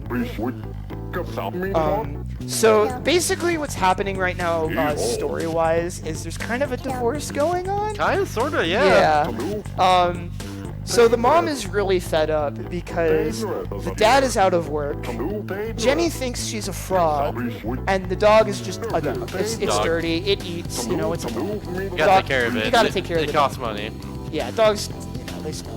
They're dogs. Yeah. They do their best, but Family's basically trying to just convince the mom to just kind of stay with the family. In a way. Yeah. And then basically, Mrs. Sanderson, the mom, is just going to be like, I'm fed up. I'm divorcing basically the entire family, which is not how divorce works, but we're going to roll with it for the sake of brevity. and then she's going to keep herself locked inside of the bedroom for pretty much the rest of the game until we do the story-related stuff. So we're kind of just catching up on the lore at this point, but it's really important that we sit through all of these cutscenes, because once we see the last bit of these cutscenes, and the rest of the family is going to be like, okay, it's time to get off our butts and actually be equally contributing members of the family, right? Once we see that cutscene, that will unlock what's called the Chibi radar in the store in the Chibi house, and that's what we're going to need to have in order to advance the rest of the game, and sort of the progress of the game just kind of snowballs from there. So we're going to say yes here, and then we're going to get this this letter that we have to deliver. And then you're going to see that Chibi-Robo is going to raise his arms up. This is a really random little thing that ends as soon as you start moving. Didn't notice it until a couple years into running the game. It's really weird. So right here, the loading zone, even though the door is going to be shut for pretty much the rest of the run, the loading zone for loading Zord. I'm not Power Rangers. I was gonna say. The loading zone is always active within the bedroom. Going the other way from the foyer to into the bedroom, it is not active. But that avoids having to climb all the way up, which not only saves in-game time, but when Mom is in the room and is awake, and she sees you trying to climb up, she'll actually freeze time, put you up there, and then resume time, which is not what we want. So clipping through there is just all around faster for everybody. This is great music. It's very silly. Yeah. Doug. Doug. They got Frank or Z in the chat. Yeah. Or Ralph or Z's if you're feeling Or special. Chef Frank. That's Chef also a Frank. great one. Chef Frank is great. Classic. Doug. I want Doug. What the dog doing? What the dog doing? What the dog doing? Kill. What? Choose to kill. What? Yeah, that's actually something. Pretty. That's actually something I didn't mention, is that some of the voice clips, there are some of them that are in Japanese cuts of the game that actually didn't make it over to the English release. Oh, wait, she's saying Kara like frog. Yeah. Yeah. Some of the Free Ranger sounds, like Sarge, did not make it into the English version. It's a really jarring thing when you're running on Japanese copies for the first time. I know I certainly noticed it. Yeah. I did. Like, that caught me off guard. So we're going to avoid the save here. Again, this cycle is really, really free. But we're going to be going all over the place now that we've gotten our recharge here. So this is going to be really cool if you're like familiar with this game and like how movement and progression normally works. We're going to be getting a lot done here and traveling a lot of distance. So I'm going to cancel my hover early by pressing the B button to save some battery. And then right here is going to be kind of an interesting strat. If I press A here, early, it's going to make me want to climb back down the other way. But if I turn around, I can just barely get a hover to reach this platform with the potted plant. And this is going to let me start doing some climbing up to a extreme... This is probably one of like the most well-hidden chibi doors in the entire game. I wouldn't be shocked if you hadn't found this one. It's this one right up in here. Like right at the end of the Yeah, at the end of this hallway. I think I found it. Yeah. Most people miss this one. Like right inside here in plain view? Yeah, well, a lot of people don't figure out how to get up here because... I definitely got this one then. Yeah. Well, you are quite smart, so I'll give you that. Dang. You're calling everyone who plays this game dumb? No, I'm not. Okay, good. Alright. I'm just kidding. Don't worry. Big plug drop right here. Nice, I got it. Okay. Nice. That's like the last really scary plug drop. If you miss that, you usually die.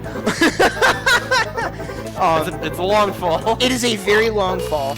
So you're actually going to see me pull my pointer off screen. The Chibi will shoot in the direction of where he thinks the pointer is pointed at, and most of the time that's not where you want it to go. So if you actually pull your cursor off screen, it will actually make it more likely for you. Chibi will just shoot straight in front of him, and that's way more useful. That's actually what the base game did, and I wish they kept it that way. So this is really interesting. This Chibi door that I'm going to be going to, you're normally supposed to use the Chibi ladder to access the platform for. But I'm going to hover to this area here that's used for a part of a side quest called Jungle Training with the Free Rangers. Fun side quest, by the way. A very great side quest. And then you can just hover from the top of that railing to get down to here and avoid having to move around the chibi ladder. And that strat actually saves a full recharge. So that it doesn't seem like a lot, but that ends up saving a lot of time. Okay, so I need to do some math here. So this is going to be a 400 door, and then I need to look at my moolah count after here. So it's going to look like I have very little battery. Don't worry about it. We're perfectly fine. Okay, so I'm at 6,100 moolah. Yeah. When I'm going into Pico, I'm going to be... If I grab the 2 chibi doors, that's 400 each. So that's going to put me at 6913. Yeah. So I should grab the out of bounds 100 coin on my way there. Okay, I know what to do. There we go. Yep. So basically what I'm doing is like based on the mistakes and based on math I'm doing in my head and knowledge of the doors I need to get, I'm making plans in advance. And that's just one of the skills that you develop as you get better at this game and you get more familiar with different game states. Is like you just sort of start to see the patterns and sort of come up with plans that allow you to not like mitigate a lot of potential time loss that you might be having as well. So when we go into night 4, we're going to be pretty much going straight into those 2 chibi doors that we missed. But yeah, it's going to look like we're super close on battery, but don't worry about it. When we're standing still, it drains super slow, so we really don't need to worry about it all that much.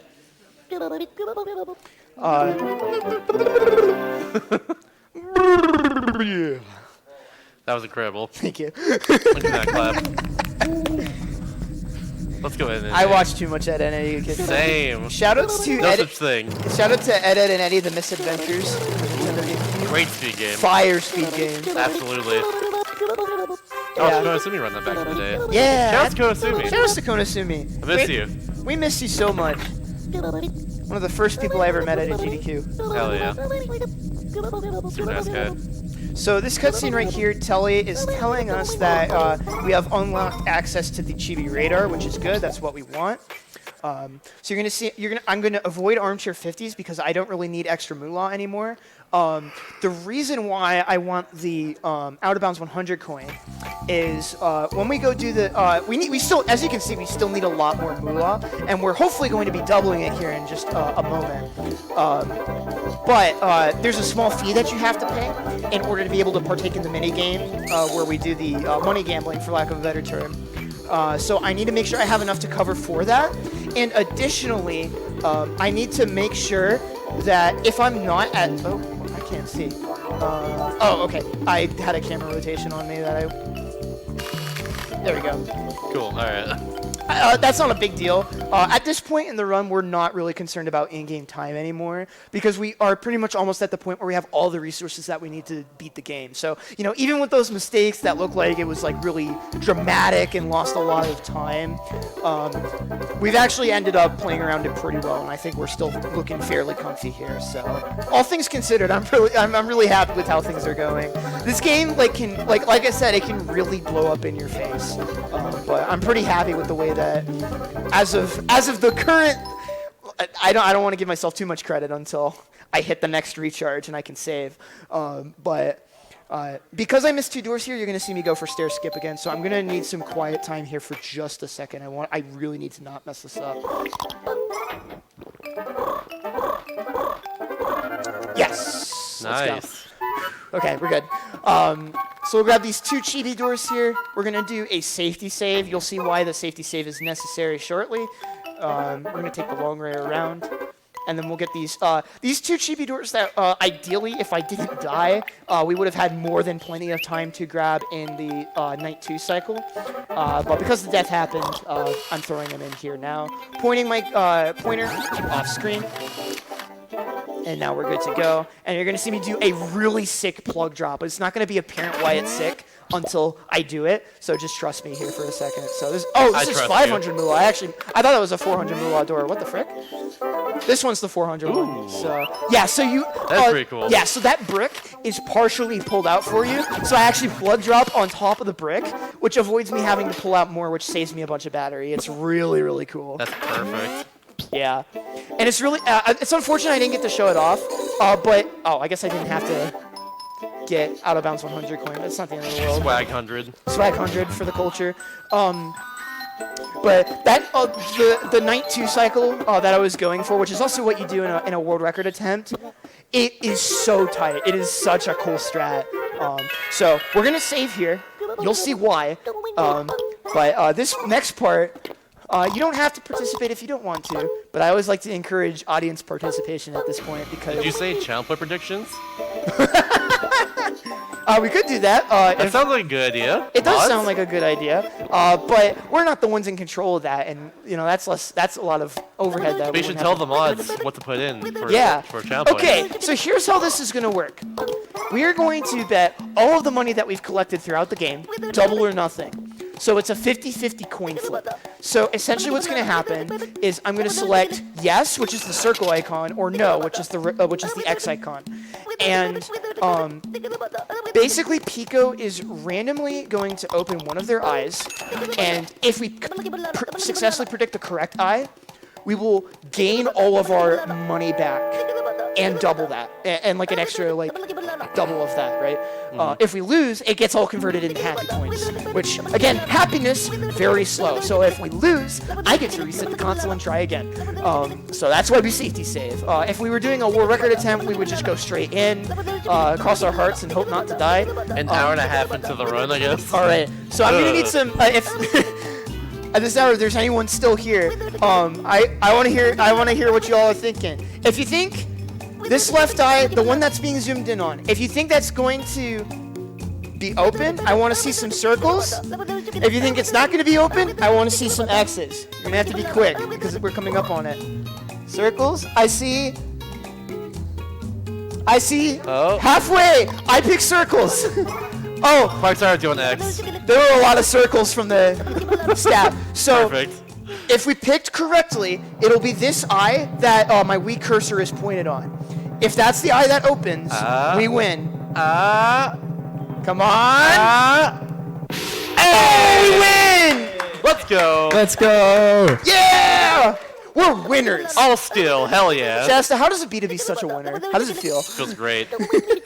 So that's gonna put us at 14,000 moolah. We gotta make sure that we say no.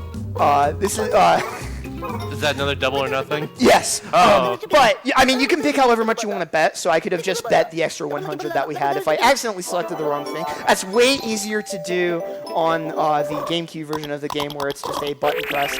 And then we're immediately going to fake our own death, which is going to take us back to the Chibi house, and we're going to spend all of that money that we've spent the last hour and a half working so hard for within like a minute or two. Well, not all of it quite yet, but basically all of it. So Chibi-Robo died on the way back to some planet. yeah, do not seek Chibi-Robo as financial advice or a model for long-term financial planning. But yeah, like we mentioned, the Giga battery requires a whopping 10,000 moolah, which is why that double or nothing is used in the speedrun. It saves so much time over the course of the run.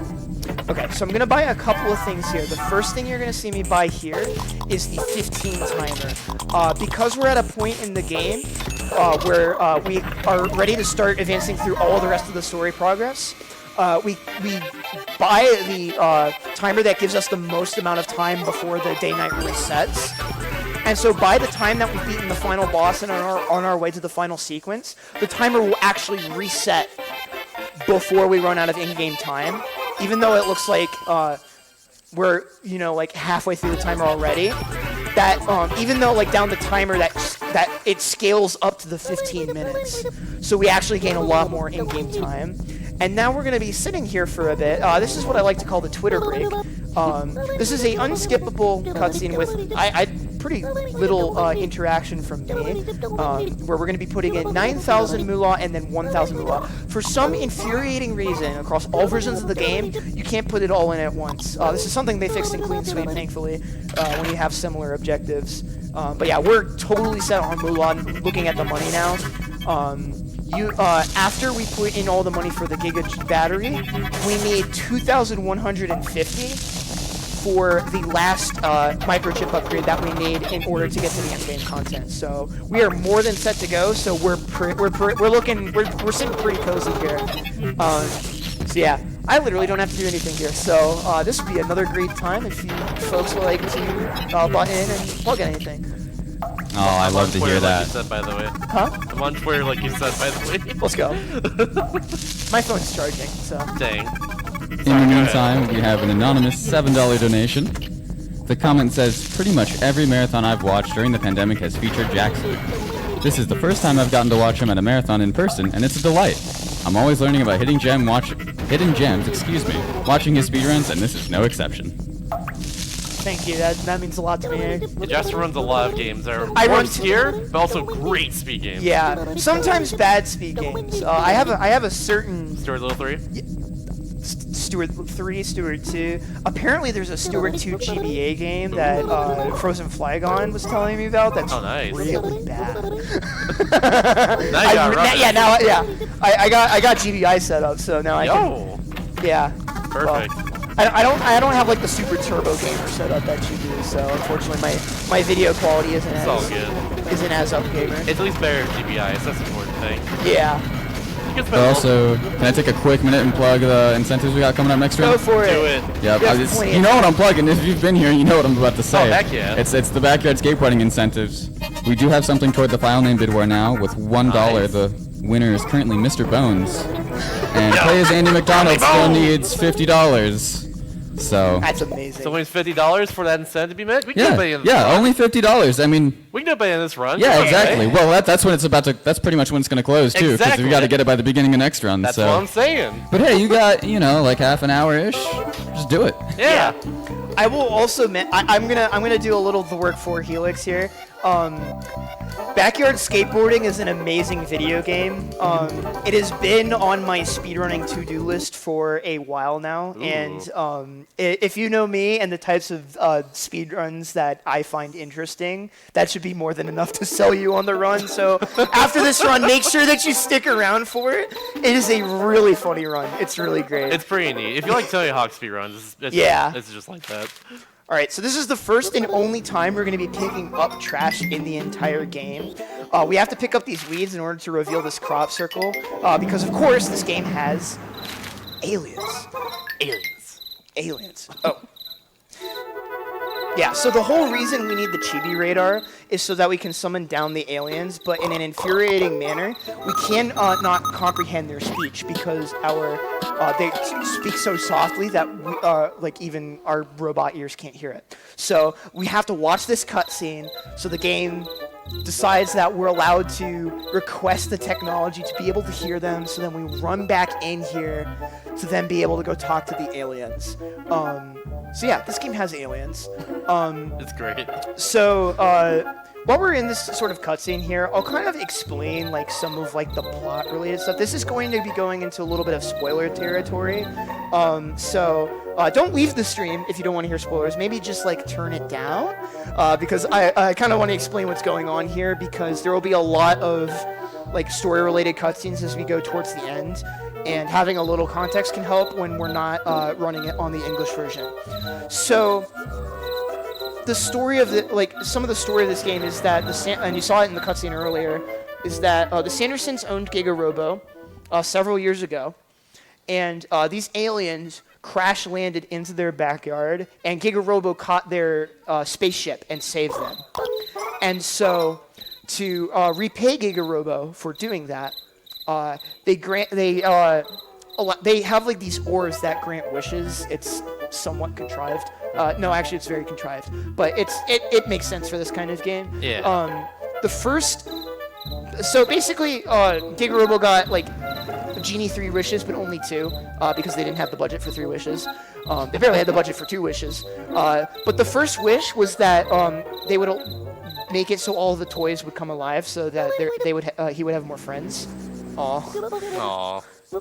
And then his second wish was that they would give him infinite battery, so that the Sandersons wouldn't have to pay for his electrical bills anymore. But the aliens only brought with them one wish-making orb. Again, it's contrived. But so the idea is that they were like, okay, Giga-Robo, we will do this for you, but we have to go back and grab one of these for you so that we can fulfill this for you. But they haven't heard from Giga-Robo because he's been powered down in the basement. So by us connecting with them, they're like, wait a minute, you look like the Giga-Robo. Can you take us to the Giga-Robo? We need to repay the Giga-Robo. So that's kind of why we're going through all of these steps, is because we need to link them back up with Giga-Robo. And then once we do that, we can start doing some even more game-breaking stuff that's more so exclusive to the Wii version of the game. Which is stuff you haven't seen yet. Again, I really don't want to spoil it, because the skip that you do for it, I think is really, really cool. I can't wait. And it was kind of one of those things that was worked on. It was one of those like unicorn. We've had like 2 unicorn skips for this game. Unicorns. One of them, which we'll talk about in a little bit after some cutscenes. One of the more funny ones is some way to get upstairs without getting scrap. Because if you don't need scrap, you can get upstairs and not have to see that story event, which lets you cycle through things a bit faster. That was found, however, in a task setting, it takes a full hour of in-game time to execute. So, via pause buffering. It was performed on emulator with save states by our lovely friend Kabasco, Let's go, who Kobe. is a really lovely friend and amazing runner of this game. And a couple other Chibi-Robo games as well. Hey, he's a great Smash player. Yeah! Yeah. Let's go, Kobe. Let's go, Kobe. Let's go, Bingo! Hell yeah. Kobe will be really Kobe will be really happy I said that. But inside joke. Yeah. So that was discovered. There's actually like we had like an article written about it. It was really cool. It was because it was something like I think like it's really interesting because a lot of people don't realize like how old the community for this game is. The SDA forums for this game date back all the way to like 2011, 2012. Dang. So like by the time like all the Ocarina of Time people were doing like like that crazy discovery period, this game was also having a discovery period as well, where things like Free Ranger Skip and Mug Skip were discovered and all sorts of kind of interesting things. This game has a really fascinating history. If you ever just want like a hyperfixation or something to get lost on for an hour, go check out the SDA forums for this game, or forum threads. There's a lot of like really cool and interesting stuff in there from stuff we've discussed. You'll probably even see a couple of my posts in there, which is really weird to think about. Oh, I feel that. I was on the forums as well too back in the day. Yeah, so like I said, during this cutscene, the robots are going to want us to take them to Giga-Robo. But normally what happens here casually is Drake, being the Legend of Justice that he is, sees the aliens as like some sort of evil because, he's a toy action figure. And there's a bit of a confrontation. That's a really long cutscene. And the way we used to skip this cutscene is by using the trauma suit to just warp past it so that we would avoid the cutscene trigger. But Kabasco found a really way faster and way cooler way of skipping it that I'm going to be going for. It's a little riskier, but it's like I said, it's way cooler. Is this a big skip you've been alluding to? No. That's coming later. Oh. Yeah. You'll see that once after we help out the robots here. I'll start explaining what that super big cool skip I'm alluding to is. I'm probably overhyping it a little. Okay, so what I'm doing is I'm staying to the left of the cutscene trigger and then getting above it by standing on this windowsill. Then you're going to see me hover. They also hover too. Yeah, so you basically hover over and around and into the loading zone, skipping the cutscene, and it saves several minutes. That's sick. That's probably one of my favorite like recent finds. Shoutouts to again Kobe for finding that. That's so simple looking too. Like it is. Crazy. It's a little tighter than you think because you basically have to do a quarter circle motion around that post in order to get past it. So doing a bit of battery management here, again, the recharging is a bit important here, again, for like the recharge speed time save, especially with how big our battery is. And once we get down into the basement, we're going to have to climb back up. And we'll be doing a recharge before we do the really cool thing that I keep alluding to that Shasta is probably sick of me alluding to by now. I'm not sick of it, don't worry. I like being constantly excited and on edge. It's okay. That's fine. I should also mention while we're making our way to the cutscene, the sliding stuff that I'm doing might seem really hard. And this game might, like, with all, like, this crazy stuff that I've been kind of trying to describe and at least some comprehensibility, this game might be like, oh, wow, this is way too inaccessible. I'll never be able to learn something like this. First of all the sliding stuff and a lot of these tricks are all bufferable, meaning that there are a lot of ways that you can make the tricks easier on yourself, which allows you, like, you know, even if you're starting out, you can try to attempt some of the things that a lot of the top runners do. Additionally, there's the routing creativity is so flexible, and everyone in the community is so willing to help people with figuring out their first routes. Spread the happiness. Yeah, spread the happiness. Hell even though yeah. it's slow. You actually bring up a good point there. We're getting to the point where we're getting enough. Oh, the music. Oh wait. It's fine. You can keep talking. No, I want to listen to it too. All right. So does Gibby. Let's go, Gibby. Gibby. Come on, give me a railroad. I don't think he railroads in this cutscene. Oh. Oh, I lied! Yes! Yeah! Yeah! The railroad! Yeah, so this is where the robots get kind of sad. Like, oh no. We need to see this cutscene because the robots have more stuff that we need from them in order to beat the game. And if we don't do this and start to do all of the really broken stuff I'm about to do, it will soft lock us effectively and we won't be able to finish the game. So, very important that I throw my nunchuck. Very important that we do this beforehand. Oh, my knee popped. Okay. So, we're almost through this cutscene and then we're going to be doing some backtracking. So, the lovely. I thought I said Perugly. Perugly. Like the Pokemon. Yeah. Perugly. That Pokemon was the bane of my existence in college when I played on Pokemon Showdown while goofing off during class. I thought you were saying like Pokemon Diamond and Pearl or something. No. Because I remember the one, Yeah. You know what I'm talking about. I know what you're talking about. Yeah. That one, boss. We all know that Perugly. We all know that one. Oh, it hurts. Physically, Valley Works. That's mentally. What it's called. Yeah, Valley. Yeah. Okay, so now we're making our way upstairs, and this is where stuff starts to become really broken. So in order to advance to the final set of enemy fights and bosses in the end game, we need something called the circuit schematic. And the circuit schematic is going to give us a final upgrade to our Chibi Blaster, which lets us take out the final enemies.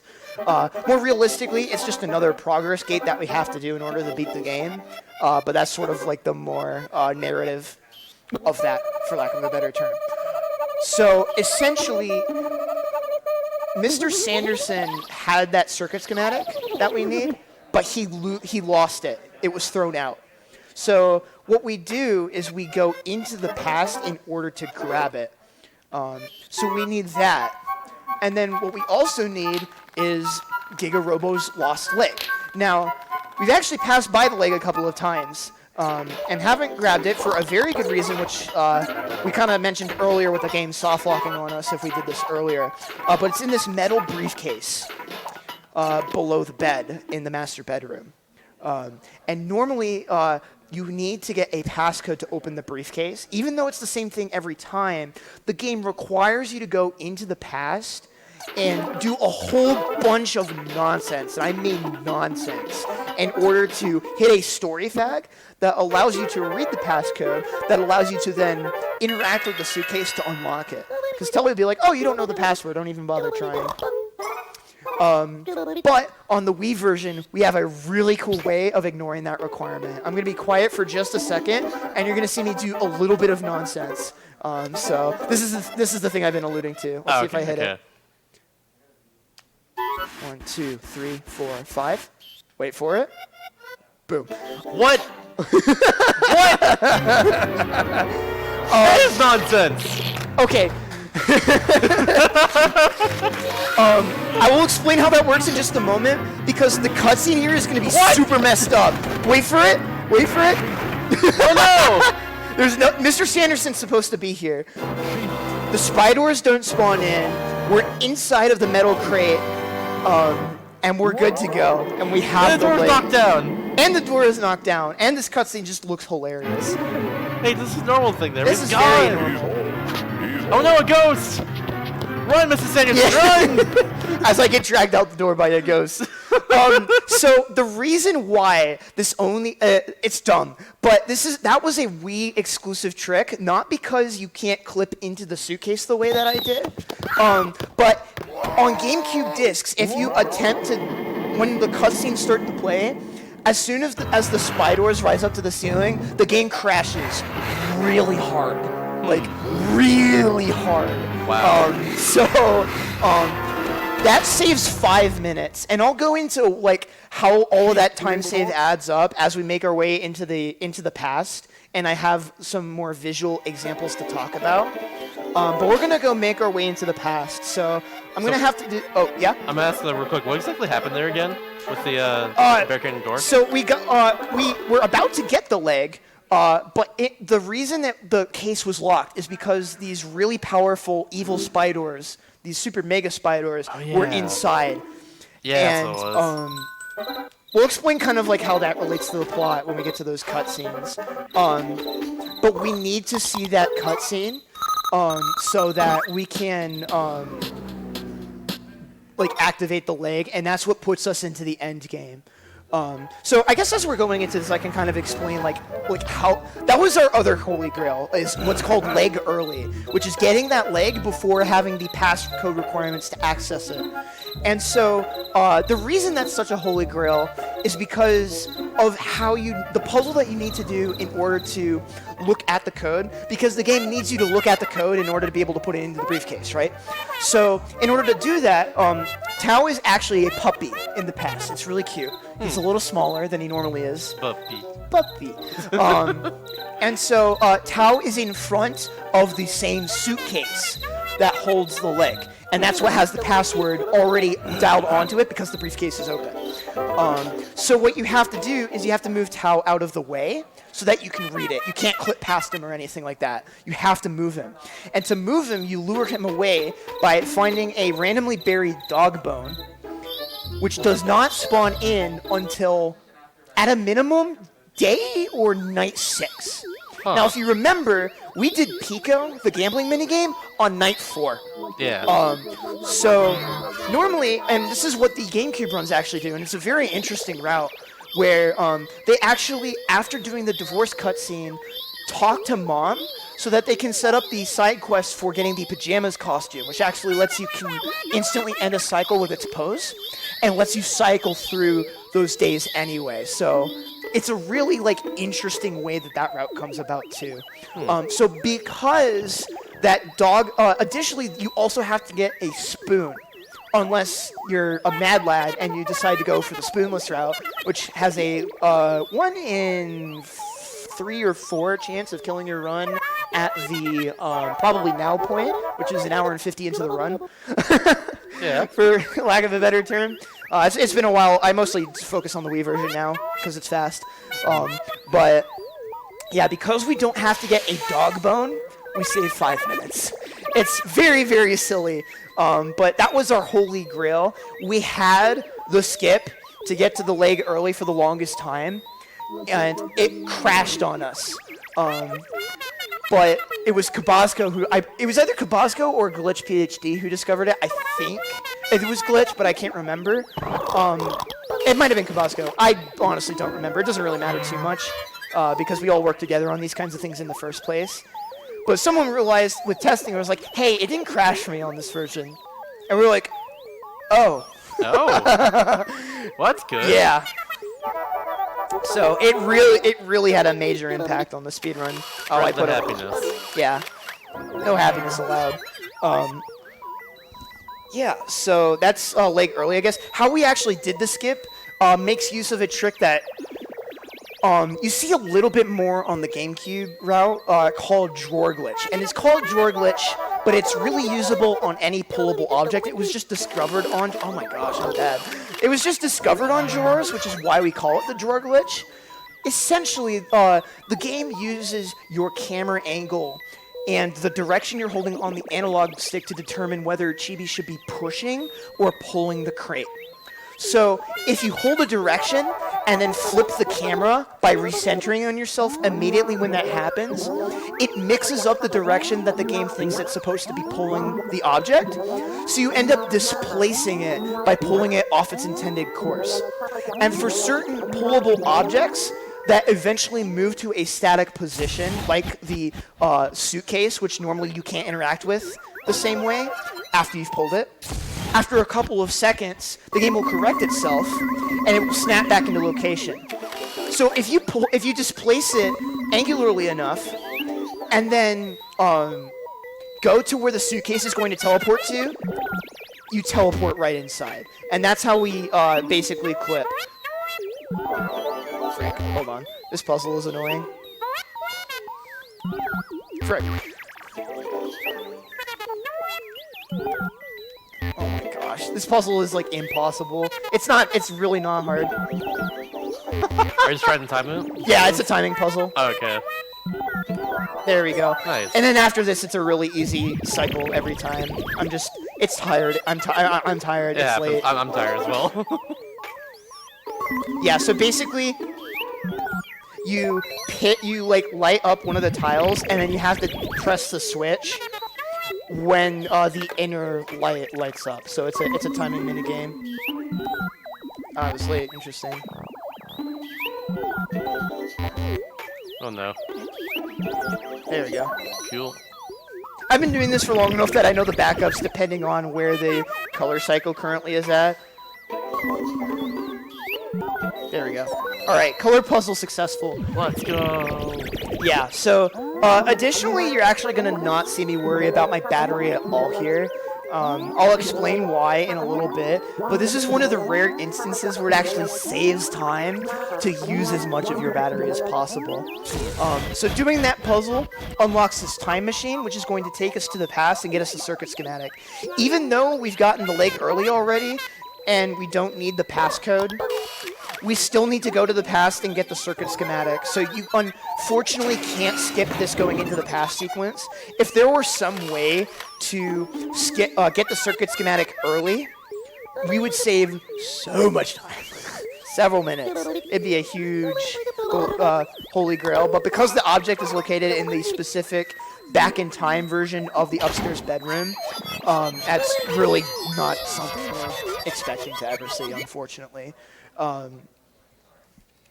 Alright, so as we go into the past, this is kind of interesting. This is there are certain areas of the game where you're not allowed to use the poses of your costumes, and the main reason that they disabled that is that, especially with the trauma suit, if you were to use the trauma suit in the past, that would take you back to the Chibi house.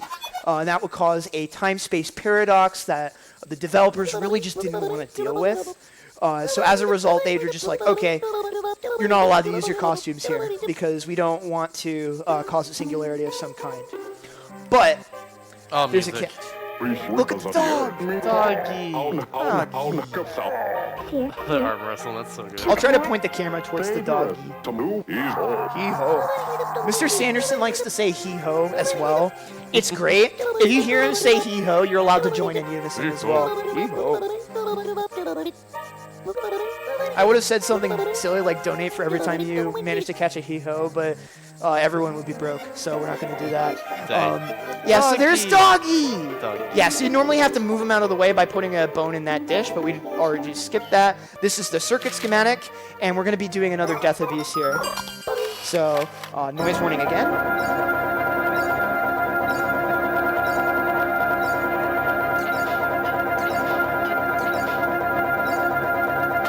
Oh no! Oh no! So the developers did not account for dying. So if you die, it will just they were just like, oh well, if you die, you just go back to your Chibi house. So we caught their bluff on the time-space paradox. So we just go straight back to the Chibi house and we're good to go. And that skips going back through the time machine, getting accosted by the aliens because they don't want us to go back in time because changing stuff in the past could be bad, and they're probably right. Yeah. But yeah. Yeah, that's kind of it. Like, I know the past, like going into the past seems like really kind of weird and wacky for this game. I don't want to spoil it in case people haven't done the quest yet, but there's a really cool side quest that uses the time travel aspect as part of the puzzle solution. So, I forget about that one.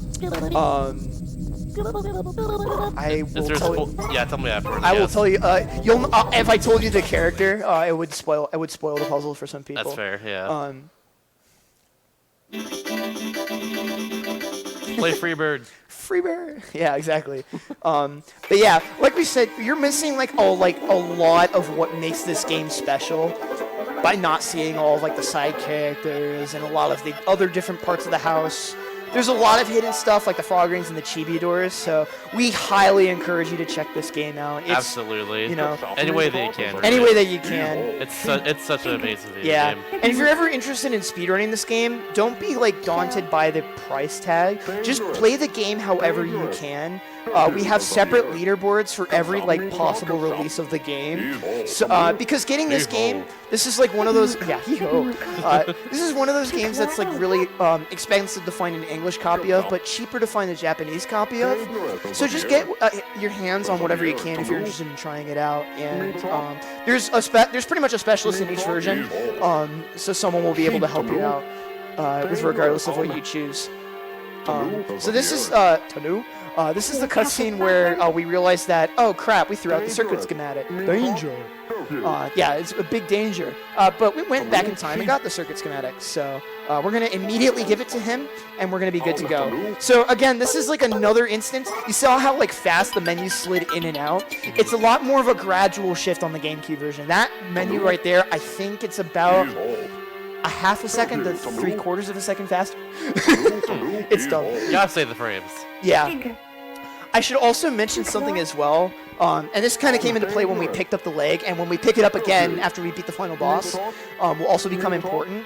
On the Wii version, for bigger objects, for more immersive gameplay, there's a motion input for lifting up very heavy objects.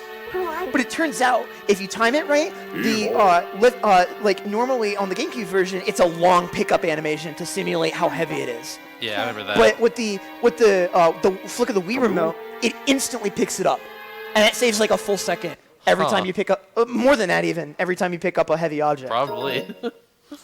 All right, so in this section, this is kind of an auto-scrollery bit where we're stalling for time for Mr. Sanderson, stalling off these really big mecha... I almost said Mechazords. I played through Power Rangers Dino Thunder on the GameCube recently, so I've got some Mechazords on the mind right now. Naturally. Yeah, these are the big Spidors. And normally, we don't have the weapons powerful enough to deal with it. And normally, like, the smartest way to deal with the situation is to use the mug, and that basically just gives you a shield, and you just basically wait it out and distract them. But I have the ability to wall clip. In theory, I do. Let me move out of the way so they don't kill me. There we go. There we go. Who knocked on wood? I heard you. But yeah, with the power of wall clipping, we can just leave. I guess ain't time for some plug, maybe? Yeah, this would be a really good time for another plug if you got anything. Donations? Do we hit that incentive? Yeah, donate for backyard skateboarding. We absolutely did meet that incentive. Let's go! Let's go! Thank you, everybody. Allow me to read the donation that got us there. It was $50 from Sporadic Erratic, who says, "Unmet incentives, not on my watch." Let's go! Loving this run, Jaxler. Chibi that Robo. Thank you so much. I have another one if there's time. Go for it. You've got plenty of time. Durst2212 donates $20 and says, "I saw you run Scooby-Doo and Neopets over the past year or so during marathons, and then found out earlier this year you are a god at Chibi-Robo too. Thank you for highlighting these incredible games. Much love." Thank you, Durst. Yo, shout out to Neopets. Yeah, shout outs to Neopets. Neopets Darkest Fairy, one of the most underrated speedruns Yeah, out there. the best Zelda it's game. mostly out of bounds for the The entire best, run. yeah. Oh, that's a great speed game. It's so great. The best Zelda game on the PS2, mind you. Yeah. I actually got to do that run on the GDQ hotfix. So if for some reason I didn't like if for some reason you can still stand the sound of my voice, there's that as well. It's not bad. But this is probably one of my favorite cutscenes in the entire game. First of all, look how detailed that model is there for the Chibi Blaster's inner workings, and then look at the different like like soldering iron face masks that all of the characters have. Mrs. Sanderson has like a little blue extension to cover her hair and her perm. Jenny has extra viewports for her frog eyes on her frog hat, and then Tao's is like tied around the back of his head, and it's really cute. That's so Pay good. attention to the right side of the screen during this next bit. Look at him. He's Yeah. so cute. Oh, you're right. You love to see it. That's so good. Yeah, like Just for a tiny little piece of machinery. yeah, and like look how detailed this is. This game, this was a GameCube game. Like look how detailed all of that circuitry is in there, and like how like the little like the valves and the meters pop off of the piece of metal rather than just being baked in as part of the texture. That's like actually modeled.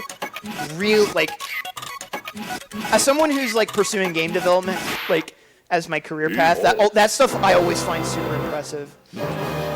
Okay, so now that we have this power up, we're going into one of my favorite sections in the entire run, Fourier spy doors. We're going to go back into that previous room and take out all 10 of the really big spy doors. They're going to be in 2 groups of 5.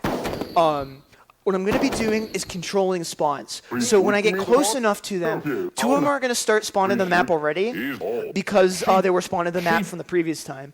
And then the other ones, I'm going to manipulate when they spawn in by getting within a certain spawn radius of them. And then use that time to power up charged shots. So I'm going to hold A as I exit this sort of cutscene, and we're going to get right into a banger. So I'll let you all just enjoy this bit here. This is really fun and really cool. Go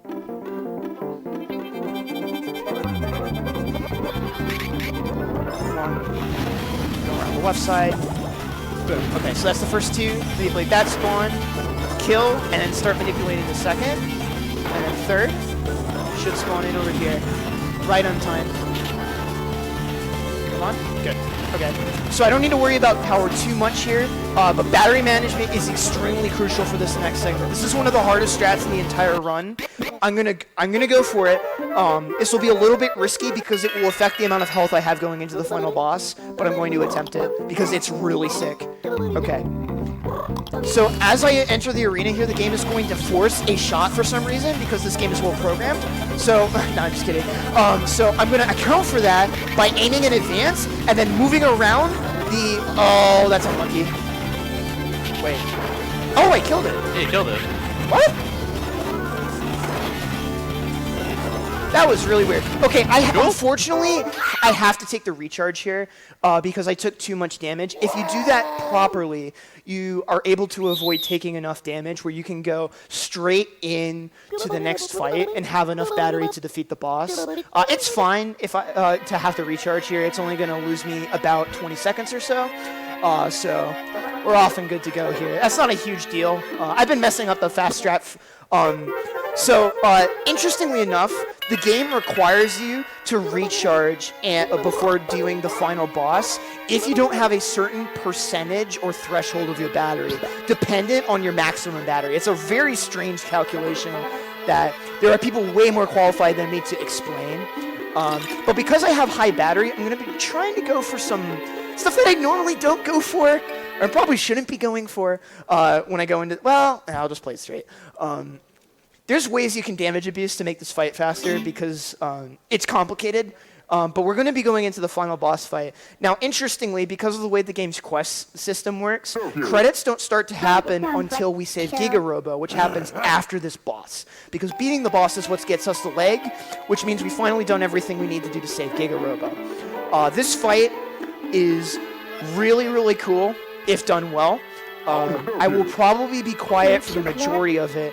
The basic principle is I'm going to buffer charge shots during the cutscene bit, like the cutscene bit at the start, and chain charge shots together to avoid wasting extra battery, and try to fit in 2 charge shots before the Queen Spider does this attack where it sucks you in and you have to shake the Wii remote to get out before you take too much damage. If you're sick, you can actually use that to end the attack early and do faster cycles, but that's really risky, so I'm going to play it safe, play it straight, and we're going to do the normal strat that you would do. So I'm going to be kind of concentrating here, and it's for your benefit because the music through here is a banger, so all right. And I think it's the same one during Fourier Spy Doors, but you'll be able to hear it better. Good luck, gamer. Thank you. You got this. Okay. He's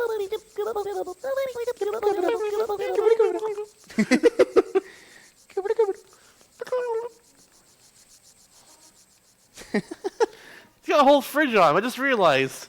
Yeah, I have to avoid that fridge later. Oh no. Yep. All right. Here we go.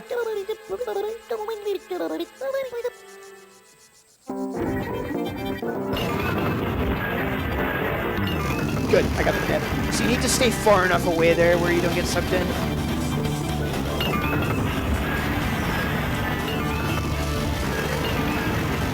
Nice. That was not supposed to hit.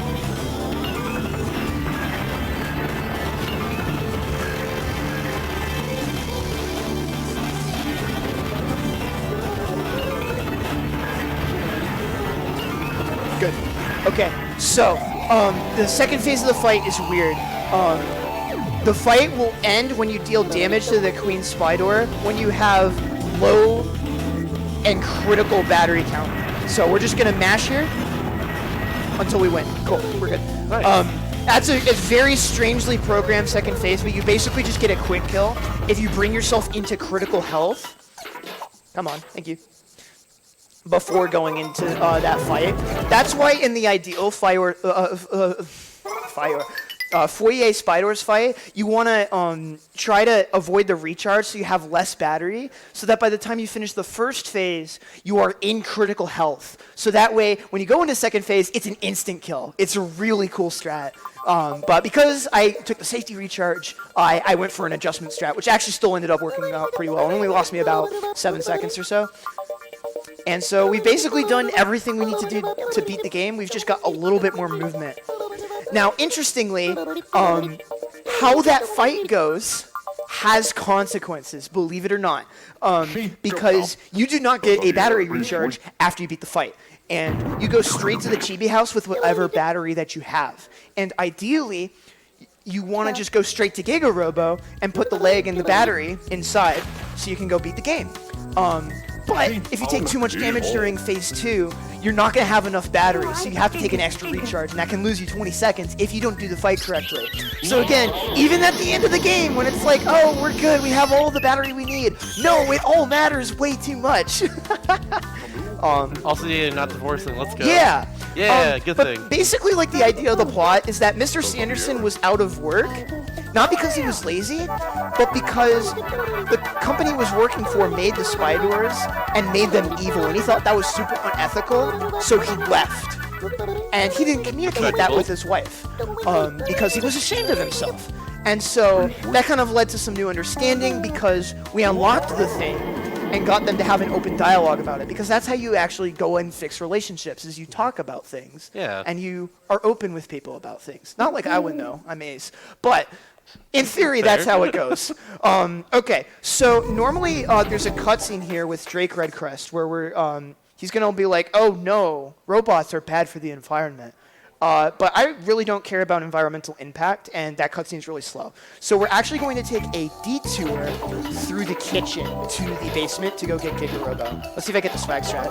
I missed it. So if you're sick, you can actually pick up the plug while you're doing the door transition, and it does like a really funny little animation. It doesn't really save any time, but it just looks sick. Can you do it in the next door here? No, because I'm just going to pick it up now.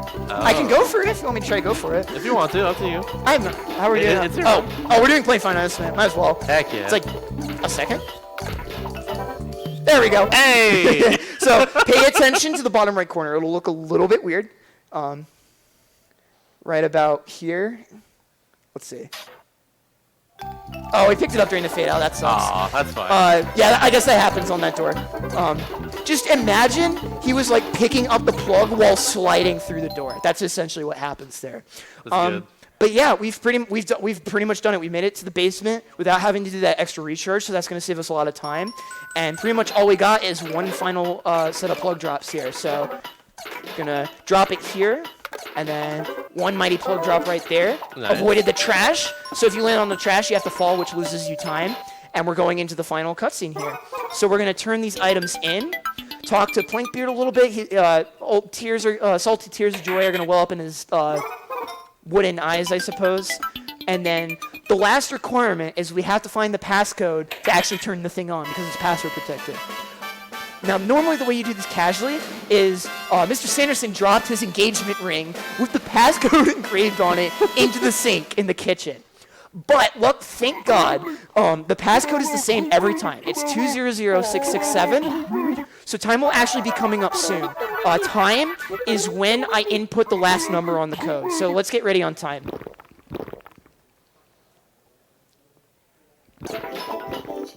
And this is pointer controls as well. Get ready? Time. All right. Woo! Woo! We made it! Let's go! Oh my goodness. Yeah, so I'm looking at the time. That's a 2:12:44 with a death. That's actually really good. Nice. That would have probably been underestimated even with Pico fail at some point. So I'm really happy with how I played that. Like I said, it can really blow up in your face if you're not careful. So I'm very satisfied with that. So, but yeah. So we end on that button input because there's a lot of text at the end. There's a lot of like celebratory cutscenes to get us to the credits. But I'm just gonna play enough so that we get to this banger here, which you are rewarded with for beating the game. But yeah, that is Chibi-Robo 90%, the JP version. Wow, this was so much fun. Thank you to Midwest Speed Fest for taking a risk on this run. I know it's always hard to accommodate runs of these kinds of sizes and time frames, so I am very, very grateful that this was chosen to be a part of this. Thank you for everyone here who's in the crowd who came to watch my run in person. Woo! You're awesome. Yeah, you all are great, and yeah, this was so much fun. And if you're interested in not even just speedrunning this game, but if you're interested in any of the Chibi-Robo games or any of the games made by their devs like Love to Lick and Onion Games and all of those people who are part of that, there is a really big Chibi-Robo community Discord that you can find through speedrun.com and through the Chibi-Robo subreddit r/Chibi-Robo, I believe, with no spaces. Somebody can correct me on that in chat. But it's our speedrunning Discord, and it has a giant, massive fan community of people who all just love the series and love Chibi-Robo. So you have people making fan art, you have people, you know, just playing like Picto, like, oh, what's the Pictophone game that people have been playing lately? Gargphone? Yeah, Gartophone. Yeah. Gartophone. Yeah, like it's just a really great, positive, queer inclusive community, and I really highly recommend you join it, especially if you want to try to run this game. I know it can seem daunting, but everyone in the community really wants more members of it, because it's just such a fun game. Additionally, this game has a great bingo format, so if you ever wanted to try a speedrunning bingo, great place to start. I don't want to take up too much more of everyone's time. I want to thank Shasta. Heck yeah. Let's go. Being on my couch as always. Let's go, bingo. And I'd like to shout out the Chibi-Robo speedrunners. I'd like to give a shout out again to Kabasco, who we mentioned earlier, who has completely revolutionized this game in the past couple of years, and we're very grateful to have them as a friend as well. So, very, very appreciative of the legend Cody. Let's go, bingo. Let's go. Shoutouts to Single Scoop. Single Scoop has been routing this game since at least 2011 and is responsible for almost all of what you just saw tonight. So big shoutouts to Single Scoop. Shoutouts to Glitch. Shoutouts to Black Chaos. Shoutouts to Sonic Crazy. Shoutouts to anyone who's been a part of this community. Shoutouts to Lori, the Hundo, legend.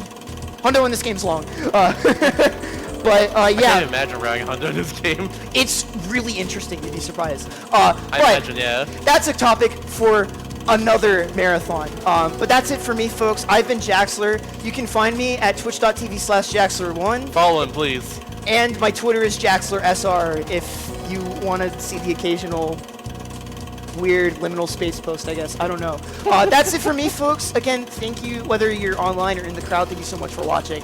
Have a great rest of your evening, buddy. Thank you. Thank you so much.